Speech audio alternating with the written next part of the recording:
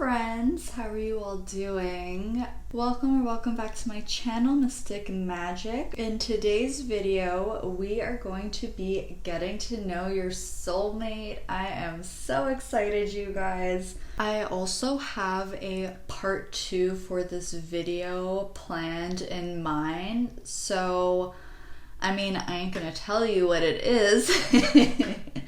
I don't want to give all the good secrets away, but let me know in the comments if there's anything else that you want to know about your soulmate, or any other details, any other juicy bits of info that you want on them, and I'll see if I can incorporate that into the next video, the next soulmate video that I have in mind, okay? And so what I actually decided to do for this reading today is I kept it pretty open-ended because we do have more than one soulmate, and our soulmate can come in many different forms. It could be a romantic soulmate, a platonic soulmate, familial soulmate, even an animal friend, okay? So I kept it open-ended because I just didn't want this reading to be limited in any way. So I will leave it up to you to decide what kind of label you want to put on this connection. If you feel like it's a romantic soulmate, if you feel like it's a platonic soulmate, maybe a professional soulmate, I'm going to leave that up to you, okay? Unless we get some very clear indications of what kind of soulmate this is for you. I don't want to put any labels on it because that's not why I'm here, okay? Only you will truly know what kind of connection this is, if you even want to put a label on it, okay, you guys? But we are going to get into it today. I have a whole list here of different topics that we are going to discover together. So we are going to be looking at your soulmate's energy on a soul level. We're going to be looking at their light and shadow attributes, their personality, their career and hobbies, their dreams, goals, and ambitions, what their love language is, what spiritual lesson they're currently going through, and anything else Spirit wants you to know. As well as we're also going to grab some channeled messages for you too from your soulmate. Another thing is that I have the window open today, and if you hear loud noises, it's the cicadas. There's a lot of cicadas where I live, and there's also a lot of crickets this time of year, and they sure do sing during the day. I mean, they sing at night too, but they're pretty loud, so if you can hear it, that's what that is, okay? So I think that's everything that I had to say. Let me introduce you to the piles that we have. So here on pile 1, we have the Howlite heart.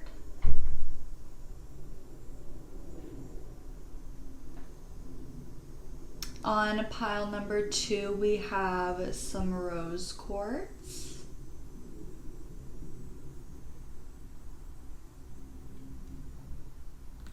On pile number 3, we have angel aura coated rose quartz heart. It's a mouthful, I'll tell ya.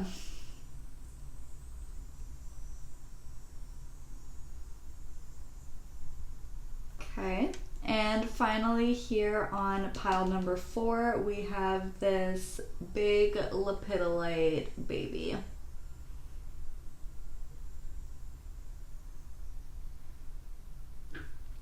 Okay, so feel free to pause the video if you need some more time figuring out which pile you're the most drawn to, and then once you've chosen, you can scroll down to the description box or the pinned comment and skip ahead to your reading. A couple of quick disclaimers before we start. Tarot is just a tool that reads the current energy, and energy is always changing, so remember that you have free will and the power to create change. And keep in mind, this is a general reading, so take the messages that resonate and leave the rest behind. Don't try to force all the messages to fit for you and your life. There could simply just be messages here that are meant for other people watching that just aren't meant for you. Alright guys, let's hop into the video. Hey there, pile 1. if you chose the Howlite heart, this is going to be a reading all about who your soulmate is. Let's get to know your soulmate. So just in case you didn't listen to the intro, I kept this reading open-ended, so this soulmate can be romantic, platonic, familial, professional, or even an animal friend. Also, I have my window open, and you may hear the cicadas in the background. They can get pretty loud, so if there's noise, that's what that is. Okay, and I also do have my little list here with me of all the different things that we're going to be taking a look at today. So I'm definitely going to be referring to her because we got a lot of different topics going on, you guys. So first off, we are going to start out by taking a look at your soulmate's energy on a soul level. So what kind of energy does this person embody in their purest form, in their most natural, authentic form, okay? So we have discernment. The frequency of discernment supports our ability to view the world and the people around us from a place of inner balance and detached. What? Oh. Let me try that again. The frequency of discernment supports our ability to view the world and the people around us from a place of inner balance and detachment, yet with compassion and wisdom. And we also have reflection. The energy of reflection supports our growth through the insights we get from the contemplations of self and others. Okay, and so when I was preparing the cards, I'm not even kidding, it took so long for these cards to come out. I was like, hello, pal one soulmate, where are you? And so first, what I was kind of gathering from that was maybe this person is a bit guarded, maybe this person doesn't really like to, you know, let a lot of people into their inner world, as well as this person could also be just heavily protected, and you know, maybe their spirit guides or any higher vibrational energies may just be really closely working with and protecting this person, because I'm not kidding, like I was sitting there shuffling for the longest time before I finally got some cards to come out. And I thought that it was really funny that when we finally did get cards to come out, that we got discernment and reflection, because I was like, it's like they were really taking their time. Okay, I think this person is extremely patient. This person is not someone to jump the gun on things, to, you know, be overly risky. I do feel like a strong earth energy coming from this person, particularly Virgo energy. So that may be relevant. But with discernment and reflection, like this person spends a lot of time really thinking. I think this person has a very rich inner world. Yeah, they're showing me the Hermit. That's the kind of energy that I'm picking up here. It's like this is the kind of person who, if you're at a party or something, this person isn't necessarily the one who's in the spotlight. This is the person who's just kind of like super low-key, hanging out and minding their own business. Like they can sit there by themselves and not feel awkward. And I feel like this person may be more comfortable being the role of the observer rather than being thrown into the mix and maybe having the spotlight put on them.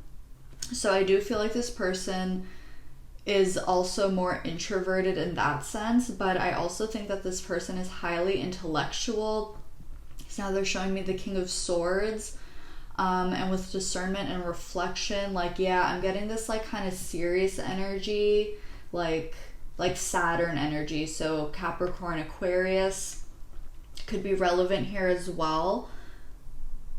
But this person, it's like they may not talk a lot or speak up a lot, but when they do speak, it's like their words hit you. It's like they drop these truth bombs. They like say things and you're just like, all you can do is kind of like ogle at them and be like, damn, I wasn't expecting you to say that. Like, you just shifted my whole perception on, like, on this thing that I wasn't even expecting. Like, I'm just here having a good time, and now I'm like, you got me contemplating about my life, you know? I also think with discernment that this person is very careful and particular about who they share their energy with. I think this person has a close circle of friends, of trusted loved ones who really get to know the real them, or get to see their more vulnerable side.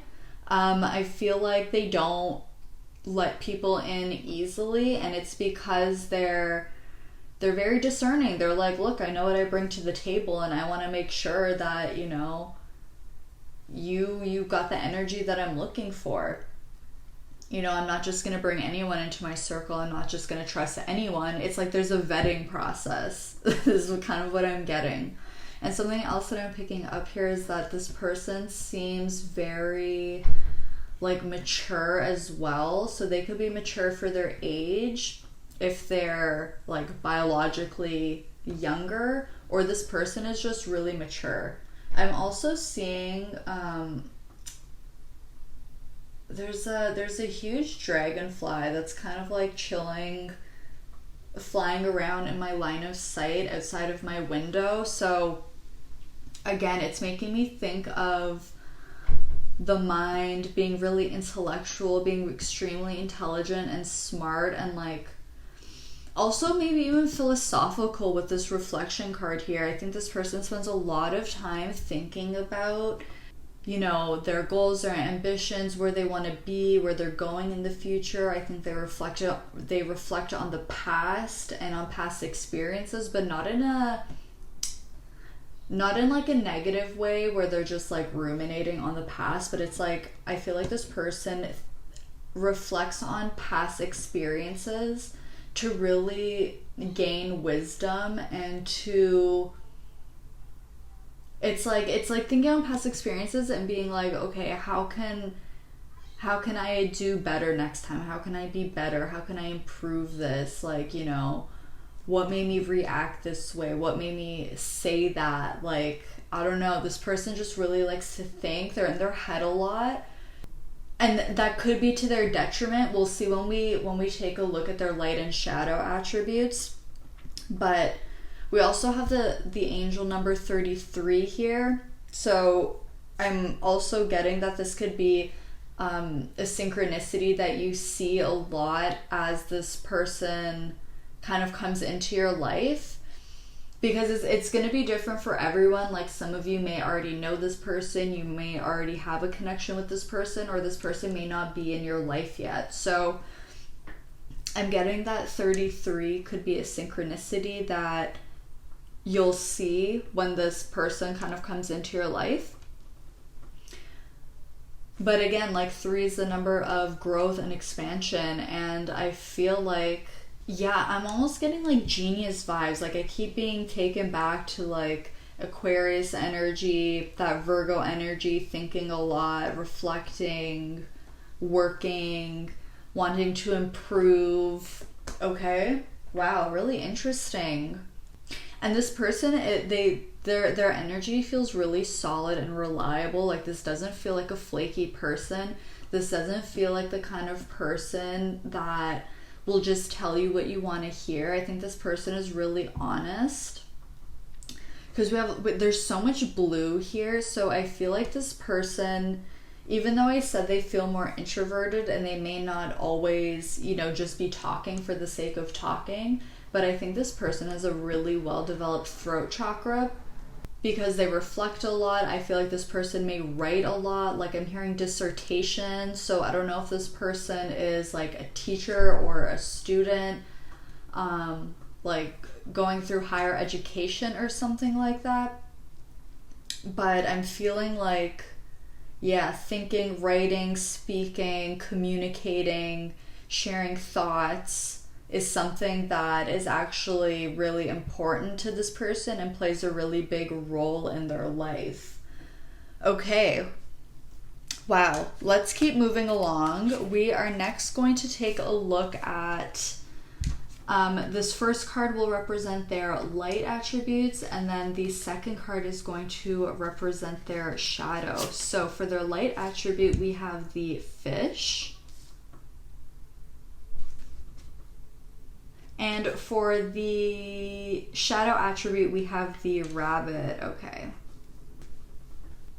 So I'm actually going to start off with the rabbit because this is clarifying to me what I was kind of starting to say earlier. So the rabbit can talk about fears and anxieties because of the fact that the rabbit is a prey animal, right? So the rabbit needs to be on guard, it needs to be vigilant, it needs to be constantly aware of its surroundings because, you know, you never know when a predator is gonna come swooping in and try to catch its next meal. And so I feel like this person can really struggle with their mindset. It's like, on one hand, their mind is their greatest gift because they're so intellectual and like philosophical and wise, but at the same time they can also be really caught up in their head a lot. So again, this is really taking me back to Virgo energy, but that doesn't have to be the case. It's just the kind of energy that I'm getting. And so sometimes this person's mind can end up being their own worst enemy too if they go too far, if they start overthinking things, if they start literally going down the rabbit hole and exploring maybe, you know, worst case scenarios, or what if this doesn't work out, what if that doesn't work out. I see that the mind is really something that this person, it's kind of like at the forefront of this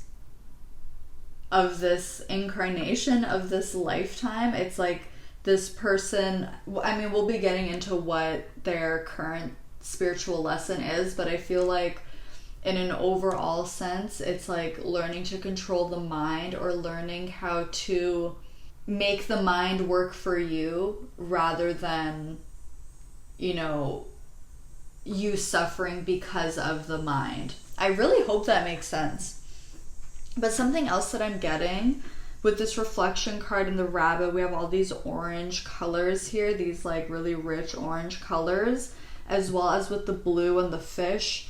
This is making me think that this person has a lot of creative ideas. And I know I said genius before, and we're talking about Aquarius energy, and it's really coming through strongly. I think this person has an abundance of really eccentric and new kind of thoughts. I want to say, like, particularly in areas that may be quite conservative or traditional, or like, you know, we don't change that, like this is how things are done. So this could even be in like the medical field or something. I don't know, but I feel like this person has a lot of really creative ideas, or very creative ways of expressing these ideas. In terms of their light attributes, we have the fish here, and this is making me think that this person is also quite in touch with their emotional body as well, which is quite interesting because I was picking up like really strong air energy at the beginning. But I think this person also, there's a duality here with reflection. And so I think this person may at times struggle expressing their emotions, but they certainly have no problem reflecting on things. It's like, because I'm hearing containment, so it's like, you know, they're not afraid to reflect on their emotions, they're not afraid to feel or process their emotions, but they may just struggle to maybe communicate that with others, or share that with others, or show that to others. It's like, again, I'm being taken back to the King of Swords, who's quite stoic and maybe isn't as comfortable like being super vulnerable. It's like, I feel like when this person does speak about their emotions or open up, it's in a very like intellectualized way. It's like, it's like taking the emotion and like stripping all the emotional aspects of it and making it really intellectual. That's the only way I feel like I can describe it. But I feel like, especially with this crescent moon here, I feel like this person does have a really strong intuition.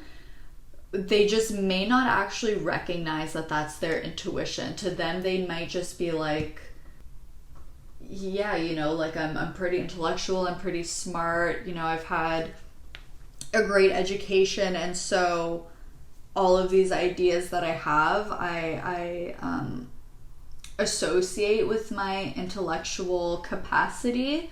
But I think there's also a really big element here of this person just may not be aware that they're really connected to spirit and really channel a lot of these brilliant ideas and unique thoughts on things. Like, I feel like this person gets a lot of downloads, but just chalks it down to the fact of like, yeah, like I'm really intellectual. I like to read about stuff. I like to think about things. And like, this is just another one of my ideas that came into my head. But I feel like in reality, it's spirit channeling through this person because of the fact that their throat chakra is so prevalent in their life. Is something else that I'm getting here. And with the light attribute here, it's interesting because this card is so dark and the only light that is coming from it is from this crescent moon here. And because the area of light is actually quite small, I feel like this person is just starting to open up to their more emotional side, their more intuitive side. And I feel like this person may not even fully realize that they're really creative. They may just see themselves as like someone who's really logical and really practical, but not necessarily someone who's really creative. It's like, again, it's like they just chalk it all down to things being logical, things being rational. Like, I came to this conclusion because it's common sense. But I feel like there are aspects of it that are like highly intuitive, very divinely inspired. And I feel like this person is just starting to open up to those possibilities. Is something else that I'm getting here. With the fish, this person could have a significant Pisces placement as well, as something else that I'm getting. Also with the fish here, I feel like this person is really adaptable. I feel like they can go with the flow. And I think it's because they're so open-minded and they really allow themselves to think in new ways, reflect on new ideas, on maybe different opinions, on different viewpoints of things. And so it allows them to be very flexible and allows them to kind of move and pivot wherever life takes them. And I feel like this person really trusts their judgment and they trust that they're capable of, let's just put it this way, this person knows that they have a good head on their shoulders and they're not worried about like if this thing falls through, if that thing falls through. Like, of course we see that here in the shadow with the rabbit, but I'm just not really picking up that the shadow plays such a strong role. But it's interesting because the rabbit and the fish are looking away from each other. So I'm wondering if this person maybe doesn't really acknowledge their shadow or has just started to acknowledge their shadow. Or maybe they've, okay. I think that this person has actually done a lot of shadow work because like I said before, the light attribute card is really dark. So I feel like this person has actually struggled with this kind of anxious, stressful mentality or mindset for a long time and has actually had to work really hard at overcoming that. But we see that they are overcoming that because we have this light shining through.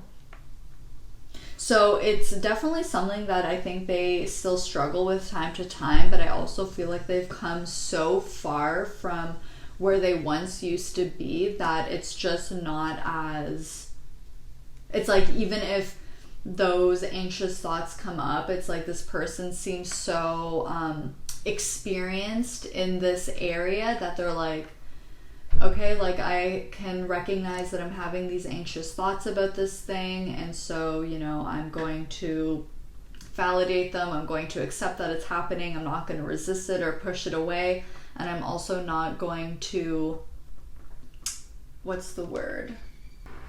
I'm also not just going to completely surrender to it and let it take over. Like, I'm going to let it be and it will pass, and then I'm going to move forward, is kind of the energy that I'm getting. Again, like it's very mental, very cerebral, this kind of energy. It's like I feel like I just want to keep talking and explain myself and like go deeper and deeper and deeper, and I feel like that's what this person does. Okay, but let's move forward. So now let's take a look at their personality and get more information. So we have changes, and we also have sacred mirrors, number 33. Oh my god, do you see that? Number 33, we have 33 here. Wow, and look at all of this. Wow, okay. Again, I want to point out all the blue that we have happening here. And as well, I was talking about, you know, duality, reflection, and then with sacred mirrors, again, obviously talking about reflections as well. But this concept of duality coming in here, with the upward and downward pointing triangles. Wow. I'm going to start with changes, because changes is kind of like exactly what I was talking about with this fish card here, where I was saying that this person feels quite adaptable and they can really go with the flow. They can move with these changes because of the fact that this is someone who feels really self-assured. It's like they know who they are, and like they're aware of like what their strengths are, what their weaknesses are. This is just someone who has high emotional intelligence, high intellectual intelligence, and like this is not the kind of person that you tell them who they are. It's like they know who they are. And I also kind of feel like this person, like if someone were to, you know, try to tear this person down in any way or like be mean to them, like I get this feeling that it doesn't even faze this person. Like it literally just feels like it bounces right off of them. It's like they're not swayed by what other people think or say or do. They're open-minded in the sense of like they hear you out and they enjoy listening to different perspectives on things, even if they don't agree with it. I think they find it to be very enlightening, and they like to expand their mind in that set.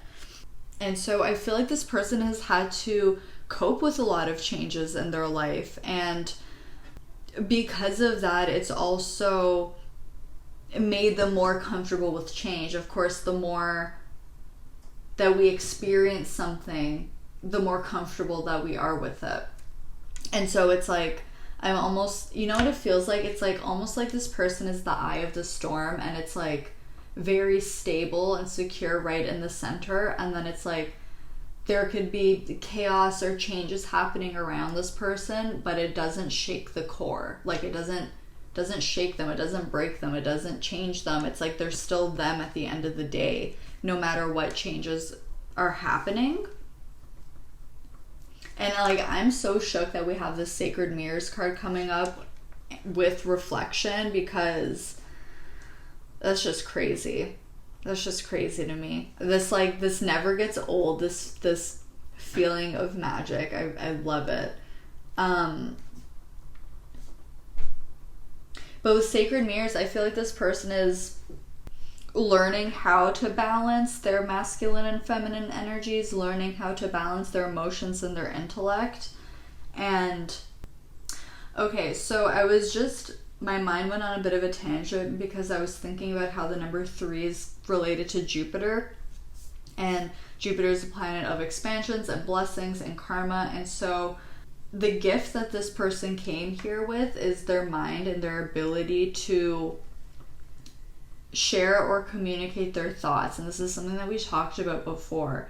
And so I think this person acts as a mirror to other people, and this person will, like I said, like they drop these truth bombs, or they reflect back to people, you know, their own shadows. And that could be another element of why maybe this person is a bit more introverted and maybe doesn't necessarily like to be in the spotlight, because maybe they've had experiences where, you know, unbeknownst to them, they're reflecting back to someone the energy that they're giving off, and maybe, you know, these people had a negative reaction to that, and maybe, you know, there was an argument, or like the connection ended or something like that. And so maybe this person is like, I'm just I'm just gonna hang out in the background. Like, I don't want to be the front and center.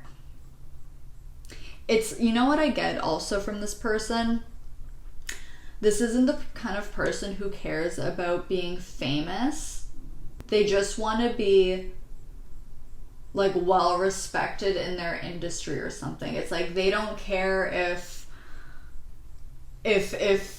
nobody knows their name. It's like it's like they're here to do the work. That's what I'm getting. It's like, you know, I don't care for all the extra frills. Like, I don't need to live in some like mansion. I don't need a private jet. I don't need all these things. Like, I don't care to be on like talk shows and stuff like that. Like, I just want to do the work. I just want to write my book. I just want to give my lectures and share this knowledge and information that I have with people, and really help to expand other people's minds and encourage people to expand their own way of thinking and come up with their own ways of analyzing and finding new pathways.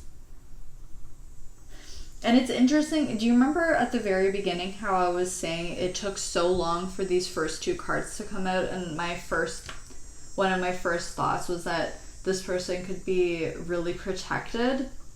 I'm also getting that with the Sacred Mirrors card here. The fact that we have these circles, it's like, I don't know, it feels like protective layers around them. Even in this Discernment card, there's kind of like this like circle energy of like being contained. Even here in Changes, it's like there's a containment. There's this like safety net around this person. So the fact that we kind of have this reflection energy coming up twice, this person could also be a Gemini. So Mercury energy is really strong here with Virgo and Gemini coming through. Right, which makes a lot of sense because we also have this element of being quick, being adaptable, maybe moving from thing to thing, and also this idea of maybe struggling with overthinking or struggling with anxious thoughts too, because all of those things really describe the light and the shadow aspects of mercurial energy. So this person could have a really significant Mercury aspect. Okay, this is very interesting. Let's keep going. Let's find out what career this person is likely to have. So we have the Queen of Cups as well as the 10 of Wands. Queen of Cups, 10 of Wands. Again, wow. Speaking of self-containment, the Queen of Cups is the only Cups court card that has a lid on the chalice. And the Queen of Cups often talks about self-love, nurturing the self, taking care of the self, you know, going on a self-love journey. It's all contained within the self. And it's so, like, I've never gotten this kind of energy coming from the Queen of Cups before, but it feels so contemplative and reflective, and it looks like she's just meditating and like gazing down at the water, like scrying, not crying, scrying.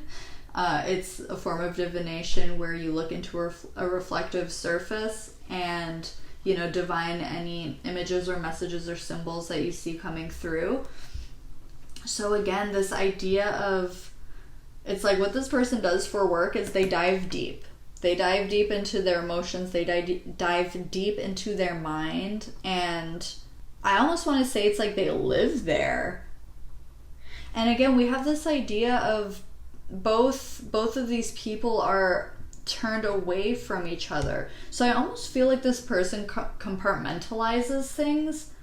It could be, you know, it's like, I have my work persona, I have my, you know, family persona, I have my persona when I'm with my friends. And it's not saying that this person is fake by any means, because of course we all act a little bit differently depending on, you know, the kind of company that we have around us. Like, who we are with our friends is probably not going to be the same as who we are in a professional setting. But I do feel like their career really does take a toll on them. I think this person struggles with things like fatigue, being overworked, overburdened, and I don't think that this is like somebody else putting the workload on them. I feel like this is self-inflicted in a way. I feel like this person works independently, or works alone, works for themselves. They may have their own practice, their own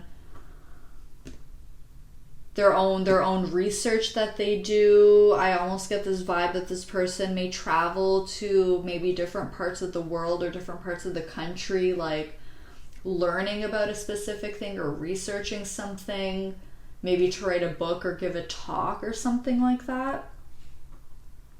And I also think that this person is singularly focused on one thing. I feel like this person has always known what they want to do, and I feel like either they've done the same kind of career their whole life, or the majority of their life will be focused on this one thing. I have another tarot deck. I want to see if we could grab another clarifier for this. Spirit, what else can you tell us about Pile 1's soulmate's career, please? What else can you tell us about Pile 1's soulmate's career, please?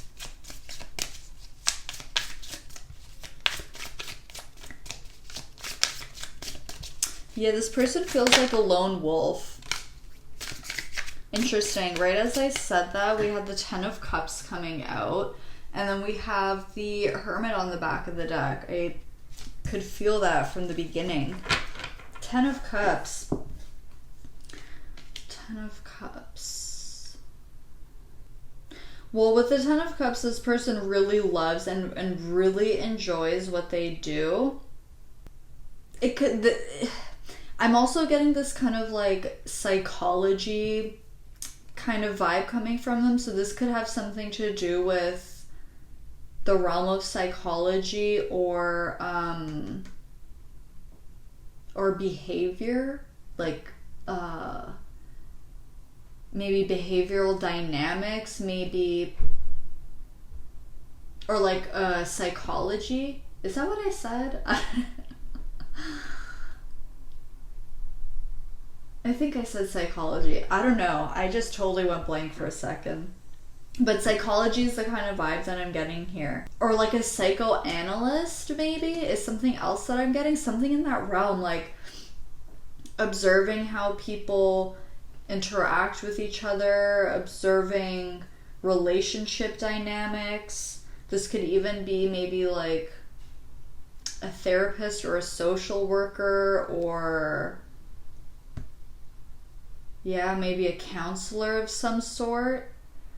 Because with the Ten of Cups, it's definitely it's making me think of having different connections. This could even be like marriage counseling, couples counseling, things like that. Yeah, very interesting. That's all I'm really getting with this. But it makes a lot of sense with everything that we've been talking about so far, that it's, in that realm of analysis and observation and reflecting and things like that. So now let's take a look at what hobbies this person may have. And we have aromatherapy, as well as family. Okay, so when I was preparing the cards and aromatherapy came out, the first thing that came to me really strongly was this person likes baking, or this person likes to eat baked goods. But I don't know, like, especially because I had baking coming through and then the family card came out, it was like this person may have really fond memories of baking with their mom or their grandmother or just like a family member or something like that. And I think that brings them a lot of comfort. I mean, as it does with a lot of us, I'm sure.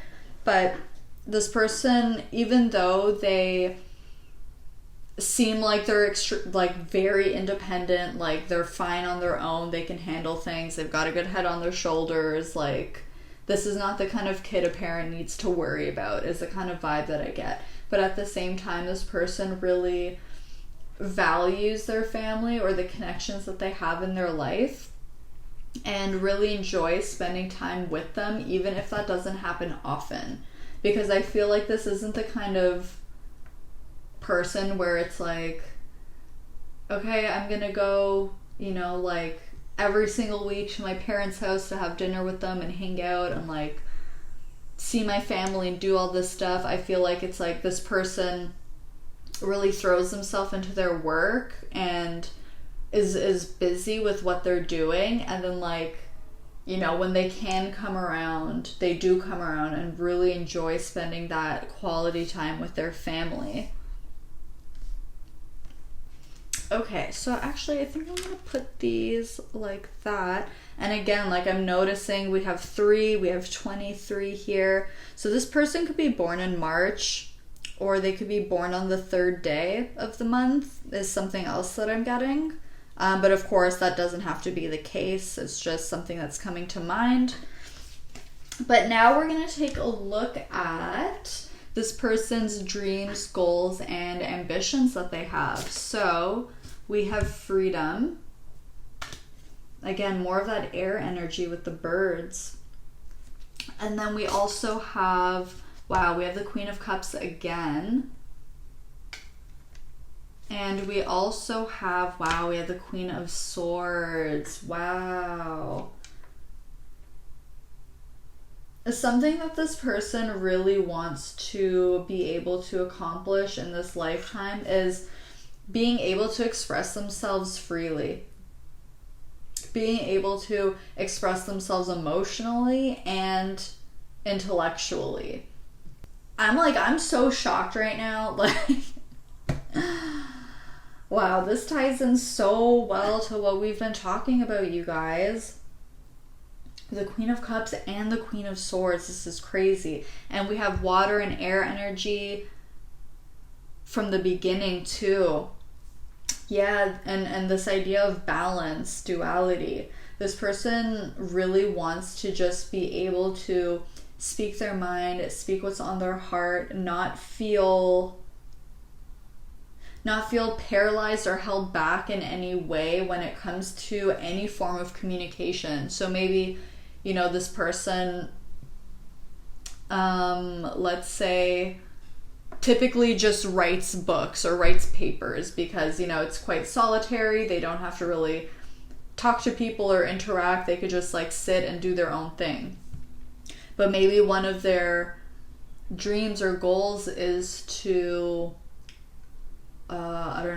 host a lecture every week, but that would require them to actually speak with people in real time and have that kind of collaboration, or, you know, really put themselves out there and maybe share some experiences that they've had in their life, but maybe they feel, you know, a bit afraid of that, a bit intimidated by that, which of course is totally normal.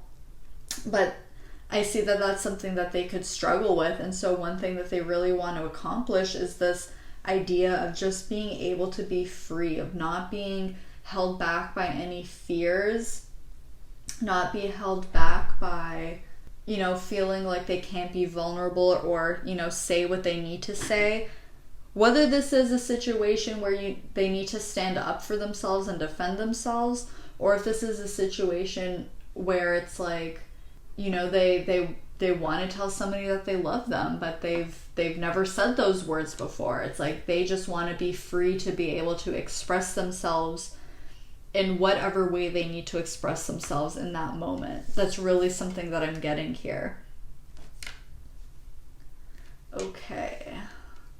So maybe I will put these like this, just so we have room for all of our cards, because we still have a few to go.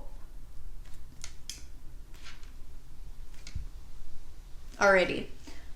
We are now going to find out what this person's love language is. So there are 5 different love languages. There is words of affirmation, exchanging gifts, quality time, acts of service, and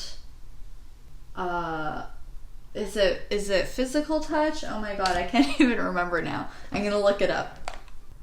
Okay. Words of affirmation, quality time, acts of service, gifts, and touch. Okay. So let's see what love language this person has. And we have the 8 of Pentacles in reverse. And so, especially with the family card being here too, this is making me feel that this person's love language is quality time. Spending quality time with their loved ones, where they're not super focused on their work, but they can just allow themselves to decompress, you know, literally put the load down and just allow themselves to be comfortable and like be their most authentic self. In terms of what spiritual lesson this person is currently learning, we have regret. I know that I cannot change the past. Yeah, there's with all of this orange as well, this is related to the sacral chakra, which is where our emotions live. And the sacral chakra can hold on to especially emotions such as shame, regret, guilt, and things like that.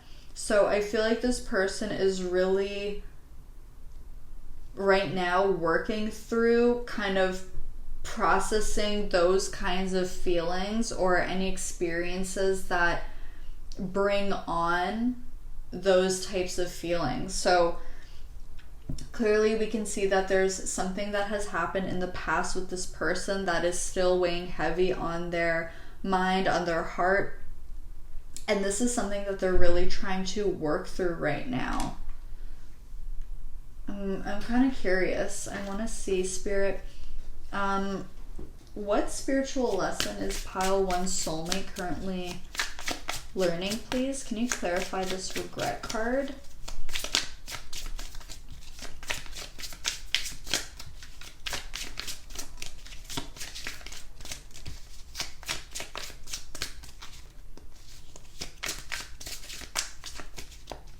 Okay, you know what? I'm actually, Spirit is saying that we don't need to know that, so I'm going to respect that, and we're just going to move forward. But just know that right now this person is working through feelings of regret over something that happened in the past.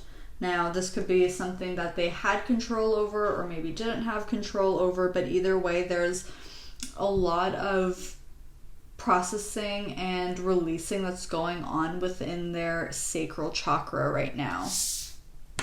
So our next cards that we're going to look at are just anything else that Spirit wants you to know about your soulmate, about this connection. So we have Rainbow. The most difficult part of a situation is over. We have Bear, danger, especially in money matters. We have Tower, solid foundation, success with effort. And then we have Diamond, you'll be receiving or giving a precious gift. Ooh, okay. So with this Diamond card, another one of their love languages is giving and receiving gifts.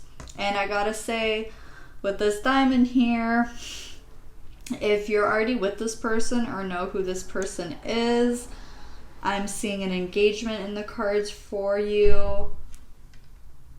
I don't want to spoil anything, but I gotta say what I see. So this regret could have something to do with a financial situation with the Bear card, but I love to see that we have the Rainbow here. The most difficult part of a situation is over. So Spirit wants you to know that whatever hardships that this person has been going through lately, that the worst is over, and it's like they're on the they're on the up now. They're on the up now. And yeah, with the Tower, it's so funny because in this Tea Leaf Oracle deck, the Tower is kind of like the opposite of the Tower in Tarot. And it talks about having this really solid foundation, and that's something that I was picking up from the beginning. It's like this person is just reliable, they're stable, they have a good head on their shoulders, like you don't need to worry about them. You know, this person has integrity, and they really respect themselves and they respect other people. And I know that whatever kind of success this person has seen in their life, I see more success coming in with them because of the fact that they work so hard and they really believe in their gifts and their abilities. So yeah, with this Diamond card, I see that this person they love to treat their loved ones, their family, their friends, people they really care about. You know, they may not be able to spend as much quality time with these people as they'd like to, but when they do get to spend quality time, it's like, you know, I feel like they're the kind of people who will bring flowers every time they go to see you, or bring a little gift, something that just says like, oh, I saw this and it made me think of you, or I just wanted to spoil you. So that's something else that I'm picking up here. Okay, the last cards that we are going to pull are going to be channeled messages from your soulmate. So I have this deck that I made. There's all different kinds of messages on the back, and we're just going to shuffle them up and see what your soulmate wants to say to you right now. So Spirit, what channeled messages does Pile 1's soulmate want to say to Pile 1, please? What does Pile 1's soulmate want to say? Aww. So we have, I don't want anyone but you. We have, you make me so happy. Aww. Let's see. Spirit, what does Pile 1's soulmate want to say to Pile 1? Okay. We have, I'm scared of what people might think.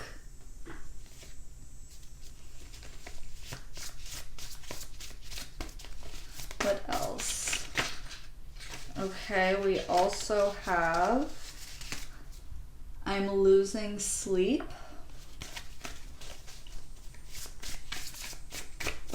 What does Pile 1's soulmate want to say to Pile 1, please, Spirit? Okay, we also have, you mean everything to me. Oh, let's grab one more. Oh, we have, I don't deserve you. On the back of the deck, we have, oh, stop it. We have this song. It's called Thunder Clatter by Wild Cub.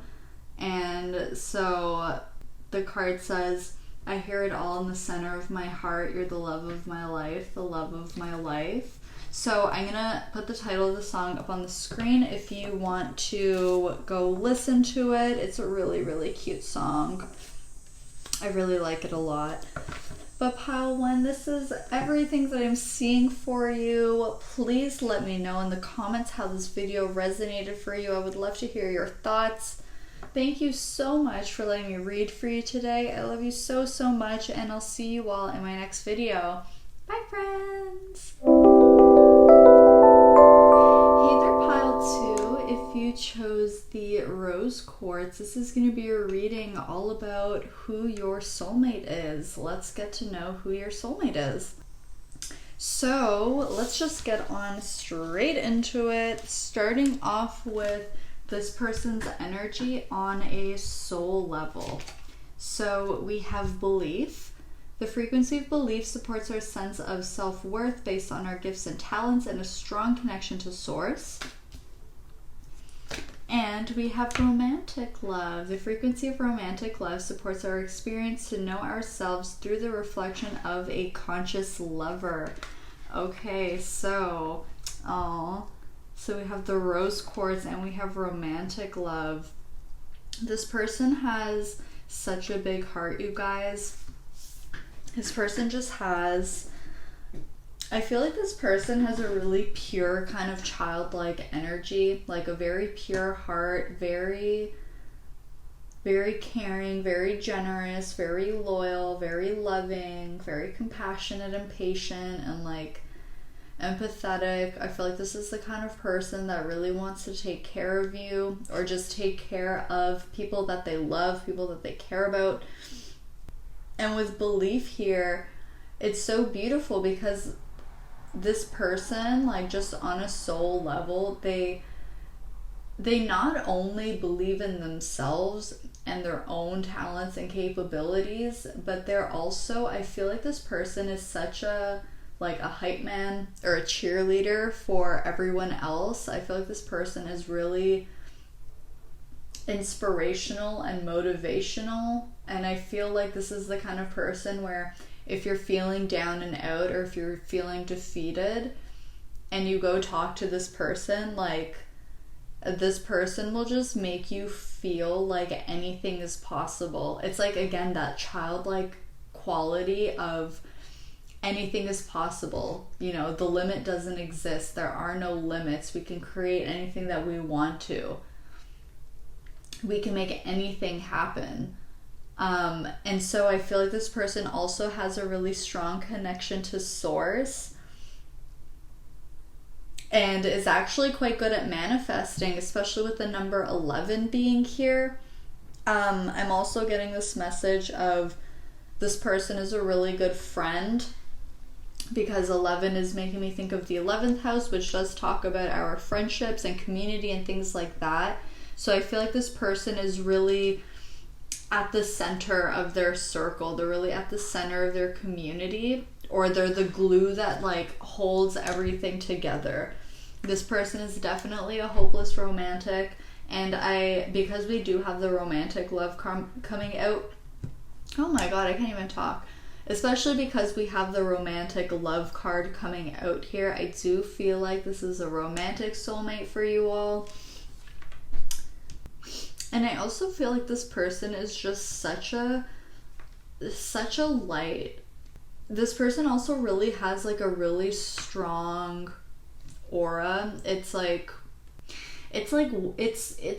white, or it's like a goldeny yellow kind of color, or like a pinkish purpley kind of color is what I'm getting. But I feel like just being in this person's presence makes you, or just makes anyone really feel calm. It's this like very healing, divine feminine kind of energy of like, let me support you, let me take care of you, let me nurture you, like, are you hungry? Let me fix you something to eat.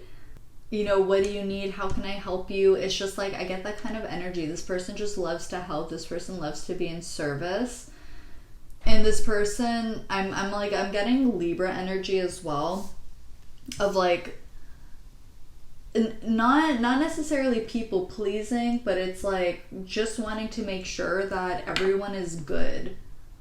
You know, like, this isn't the kind of person where, you know, if a friend is struggling, they're just gonna let that friend struggle. Like, no, they're gonna go help their friend. They're gonna do whatever they can to help. So I also feel like this person has really strong, like, humanitarian or philanthropic tendencies. I don't know what the right word to use is, but I feel like this is the kind of person that does a lot of charity work. They're showing me Peter Pan, so it's, again, this idea of having a really strong connection to the inner child, and it's almost this feeling of, like, because you know how, you know, when we're kids, you know, we don't see limits on anything. We think anything is possible.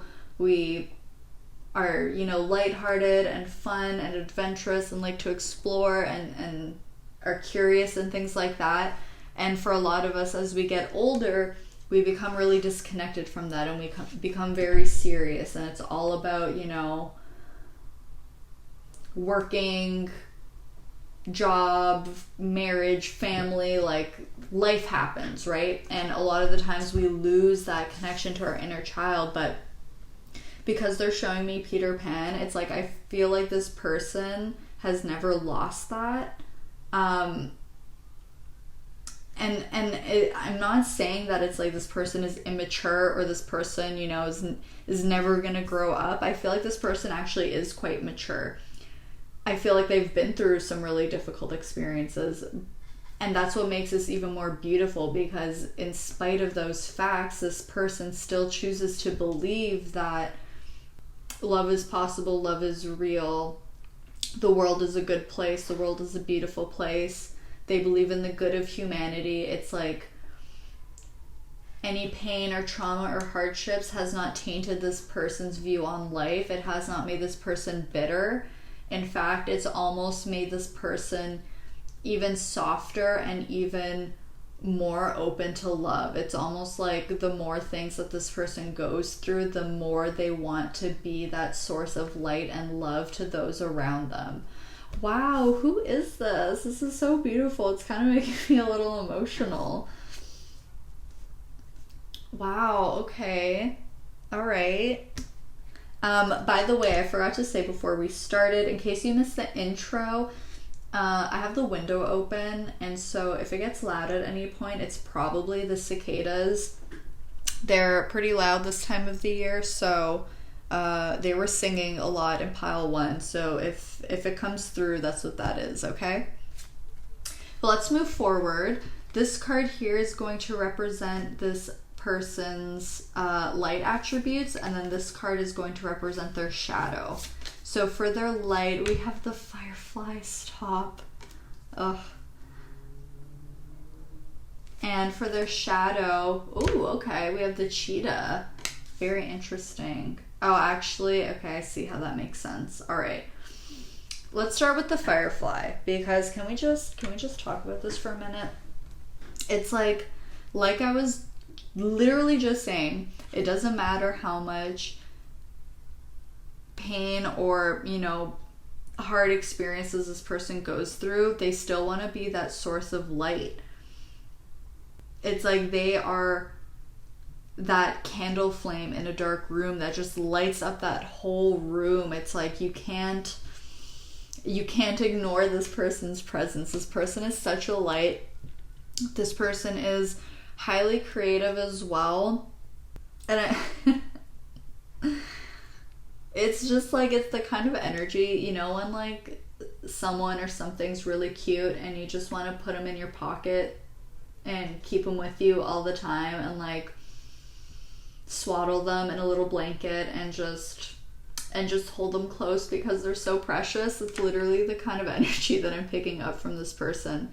They're so sweet. And this firefly, again, it's like, it's making me think of Tinkerbell. It's like this you know, this small, sweet, cute little fairy that's just so magical. And I mean, you know, Tinkerbell is pretty feisty, which is interesting because we have the cheetah representing the shadow of this person, and the cheetah talks about the divine masculine. So I think this person is extremely comfortable in their divine feminine energy. It's like this is where they just naturally operate out of. They naturally operate out of their heart chakra, as well as their third eye and their crown, and I would say their sacral chakra as well.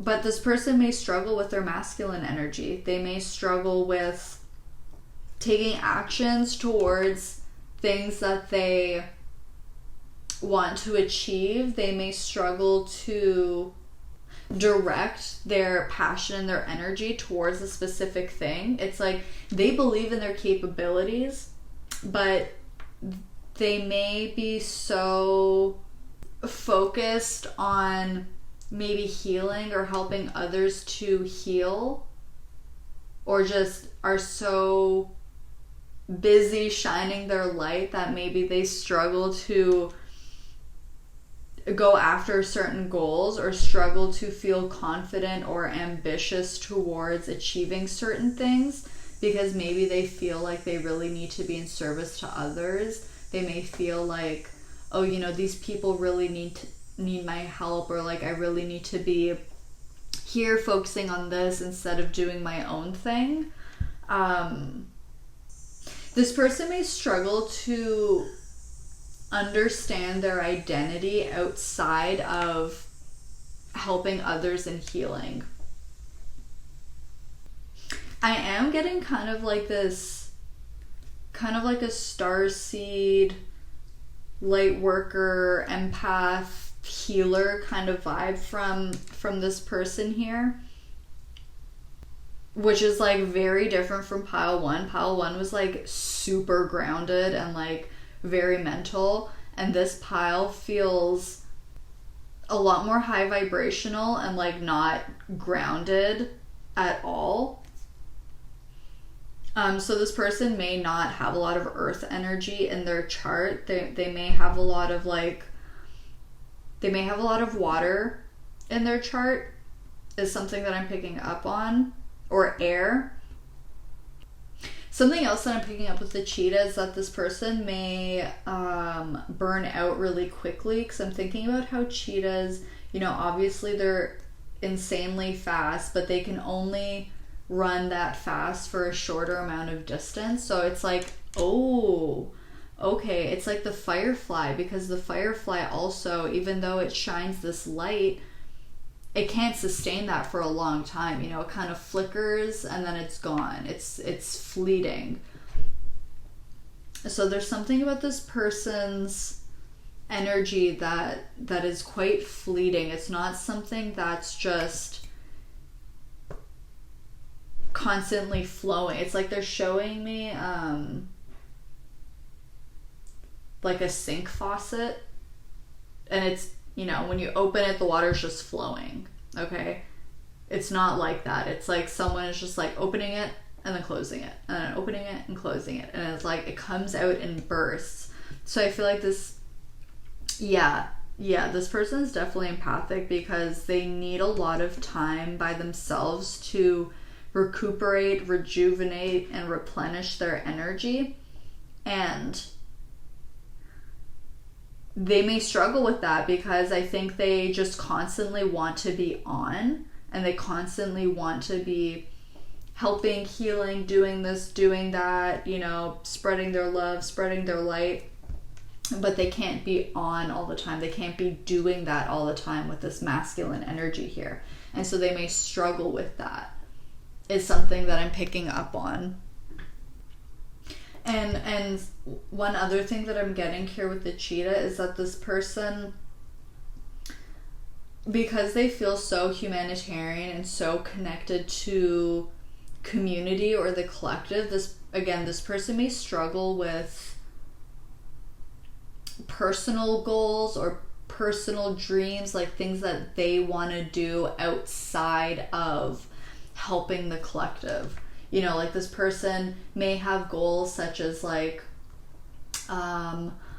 you know, this year I want to raise X amount of money to donate to this foundation, or I want to go to this developing nation and build a school for the local community, or, you know, I want to open up or do Reiki so I can help heal people. But it's like, okay, outside of your mission, what is it that you want for yourself? It's like, I feel like this person doesn't necessarily think about what they want, but they think about what they can do for others, for the betterment of others. So this person definitely has really strong 11th house Aquarius kind of placements here. Is something that I'm picking up for sure. But let's keep moving forward and keep taking a look at this person's personality. So we have ambush your fear with your ferocious dream.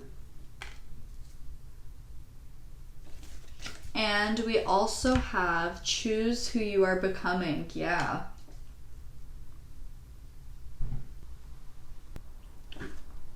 I love that we have the elephant here, because I think that this kind of symbolism really ties into the kind of energy that I'm picking up from this person. Because elephants are so wise, they're so gentle and compassionate and emotional creatures. They have such a strong sense of community, and it's also very divine feminine energy, because I'm thinking about the fact that elephants are led by the matriarch.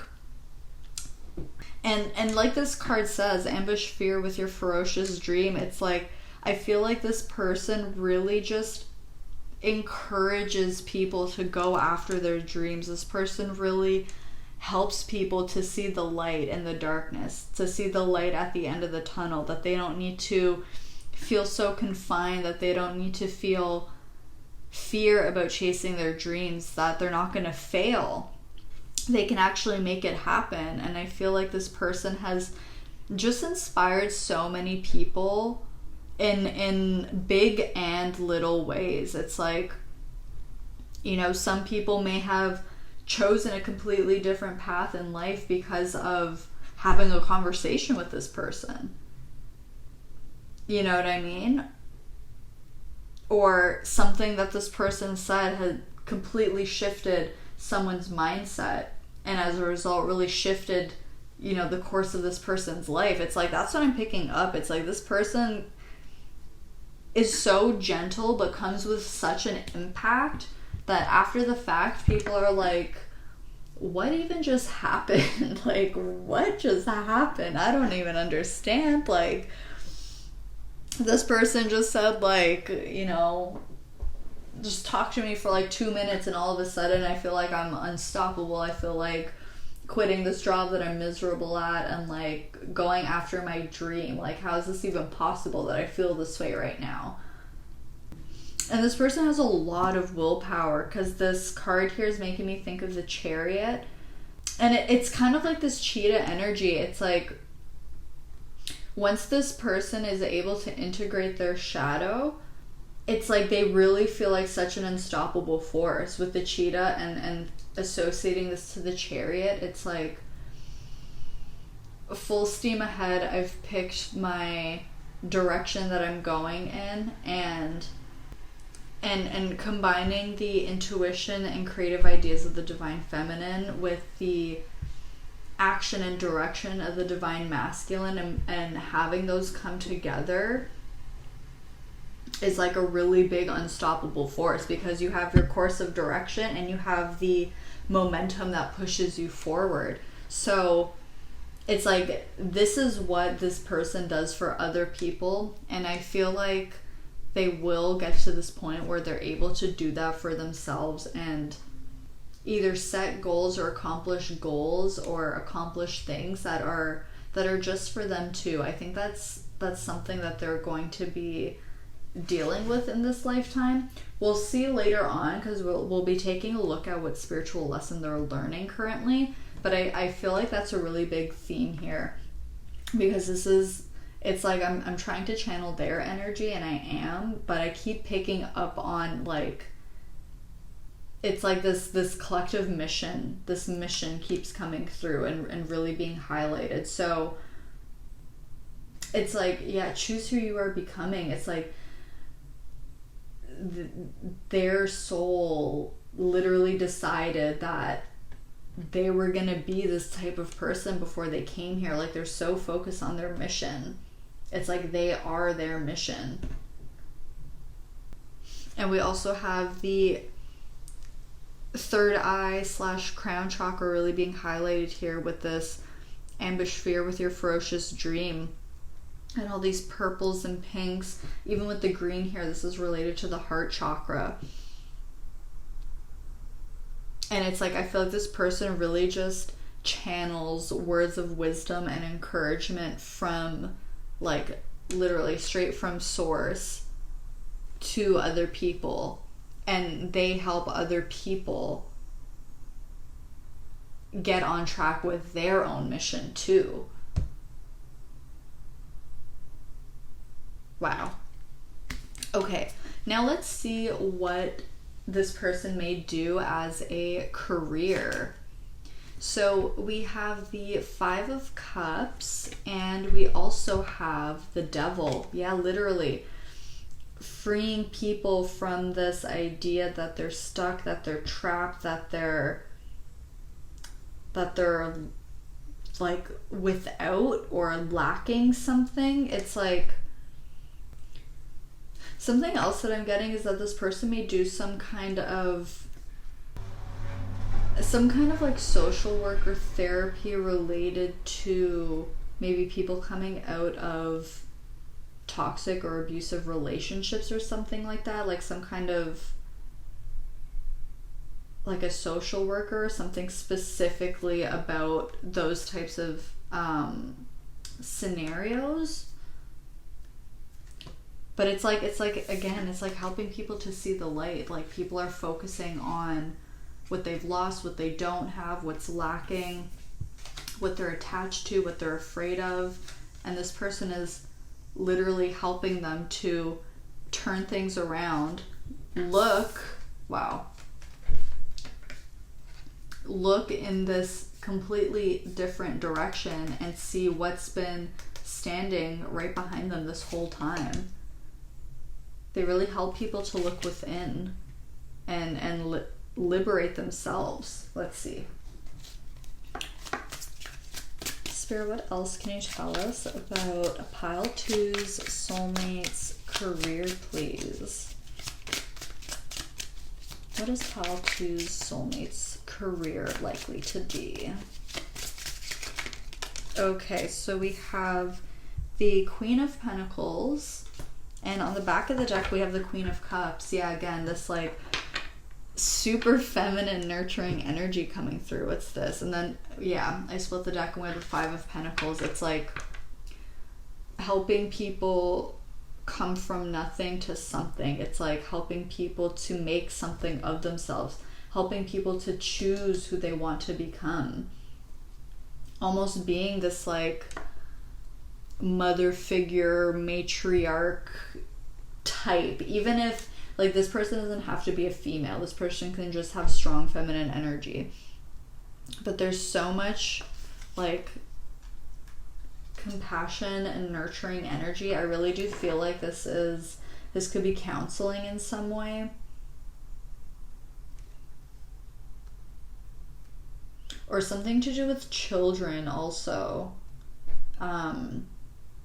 Maybe social work or therapy for children. I mean, this could even be teaching, and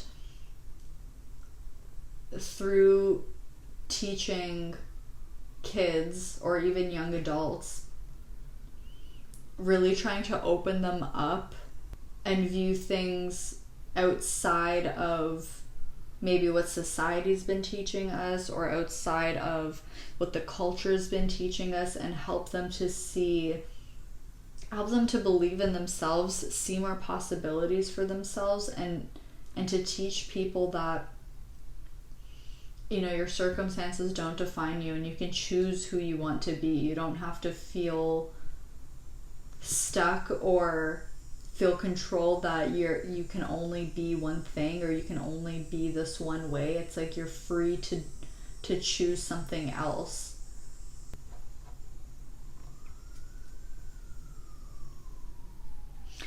Also, for sure, this could be motivational speaking too, is something else that I'm getting.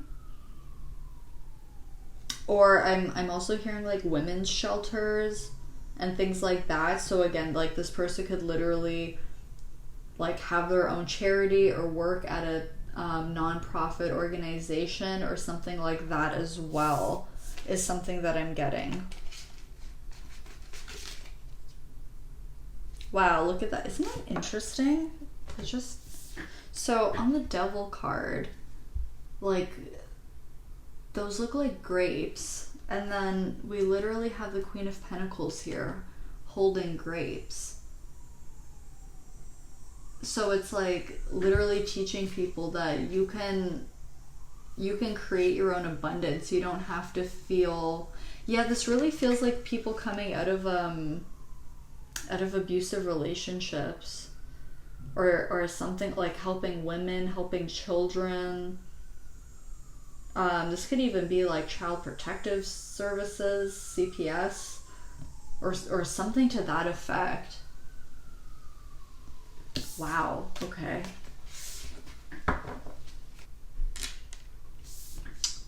So, okay, I'll put them like this. All right. Let's see what hobbies this person may be interested in. Okay, we have burning bowl ritual. Interesting. And then we also have watch a movie. Okay, so this person loves film. They love watching movies, and I also feel like they love like nostalgic films. This could be from their childhood, or this can even just be older films in general, like maybe even black and white films or silent films. And with this cat here, I feel like, especially because this person is so empathetic, and we also have the cheetah here, I feel like this person really also connects to animals too. They may have a pet, especially a cat. And burning bowl ritual. Burning bowl ritual as a hobby. I mean, they might literally like to do burning bowl rituals, but okay, this is giving me, you know how there's always that one kid at school who is like obsessed with fire, like a pyromaniac, and not that I condone this, but you know how sometimes kids will use a magnifying glass to like burn ants, or burn holes in a leaf or something like that. I'm almost getting that kind of vibe too, for some reason. I'm also saying this as like maybe this person really likes bonfires, likes to be outdoors. There's something about fantasy, like fantasy and magic here with watch a movie. I don't know, I'm getting like dragons and stuff like that. Maybe like Game of Thrones type situation, or Harry Potter, Lord of the Rings. I don't know, I'm getting like fantasy. But I want to clarify burning bowl ritual. Spirit, can you clarify burning bowl ritual as a hobby? What hobbies does How to Soulmate have, please? Okay, thank you. We have Judgment coming out.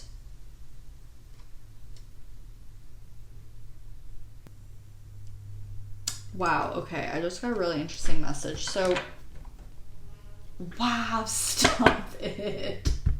You guys, look at the back of the deck with the 5 of Wands and this fucking dragon on it. Oh my god, that is so fucking crazy. Damn. Oh my god. You know what? The book is really interesting. I feel called to read this out of the book for you. This deck is based on Greek myths and stuff like that. So let's see. Okay, so it says, okay, so okay. So it says the card of the Five of Wands portrays Jason's battle with the dragon which guards the golden fleece. The dragon, huge and covered in greenish scales, belches fire from its mouth while it clutches a precious fleece in its claws. Jason fights the beast using 2 flaming wands.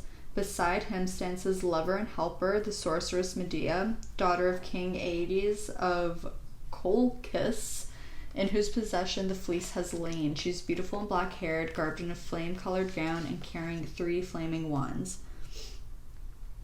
The Five of Wands represents struggle. Here the creative vision has collided with earthly reality in the form of the dragon, which in myth has always represented the primitive powers of the earth which resist change.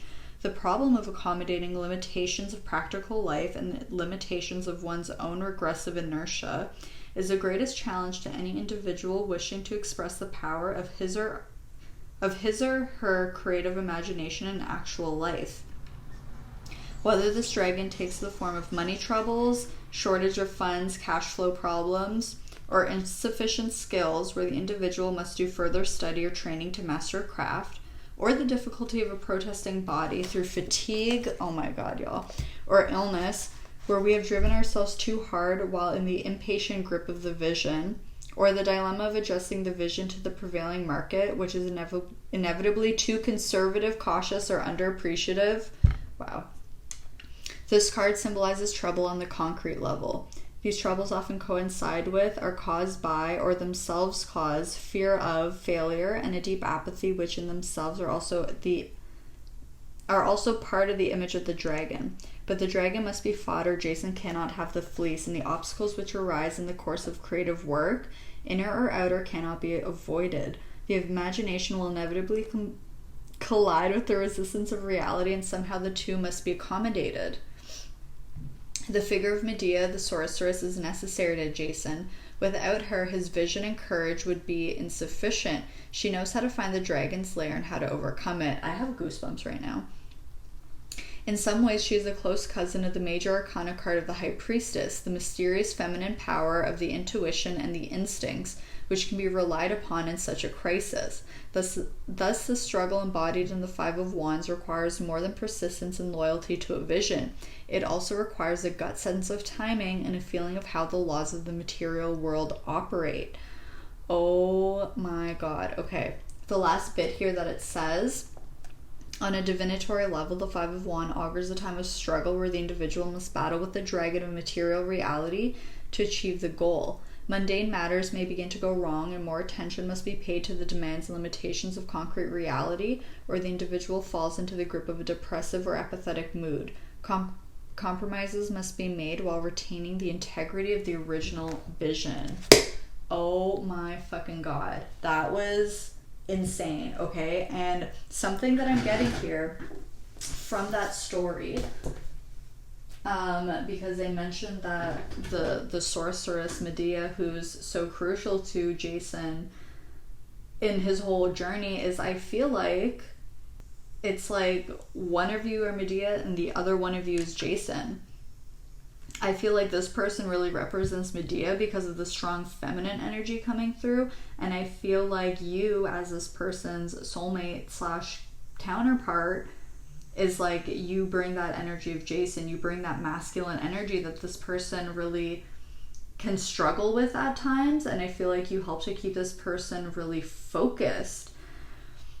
And what's so fucking crazy is that when this judgment card came out, it's like the message that I was getting was that in terms of a hobby, because it's all going to come together, okay? In terms of the hobby, what I was getting is that this person may really use fire as a way to connect to higher realms, or connect to source, connect to their guides, things like that.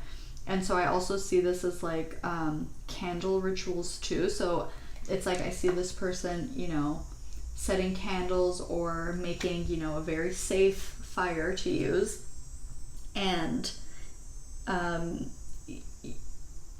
you know, doing like flame gazing, things like that, to really almost hypnotize themselves or get them into this meditative state where they can really connect to those higher realms, higher consciousness.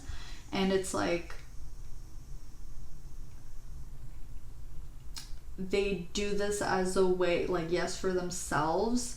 I think this is something that really helps to bring healing to them, but I think this also helps to give them clarity on how they can move forward with helping others. Because in this card here, we have Hermes in the underworld, and it's like he needs to go back out, but it's like all of these people here need him. And it's like, that's what I was saying before. It's like, it feels like this person is just so committed to helping those around him, or sorry, around them, not him.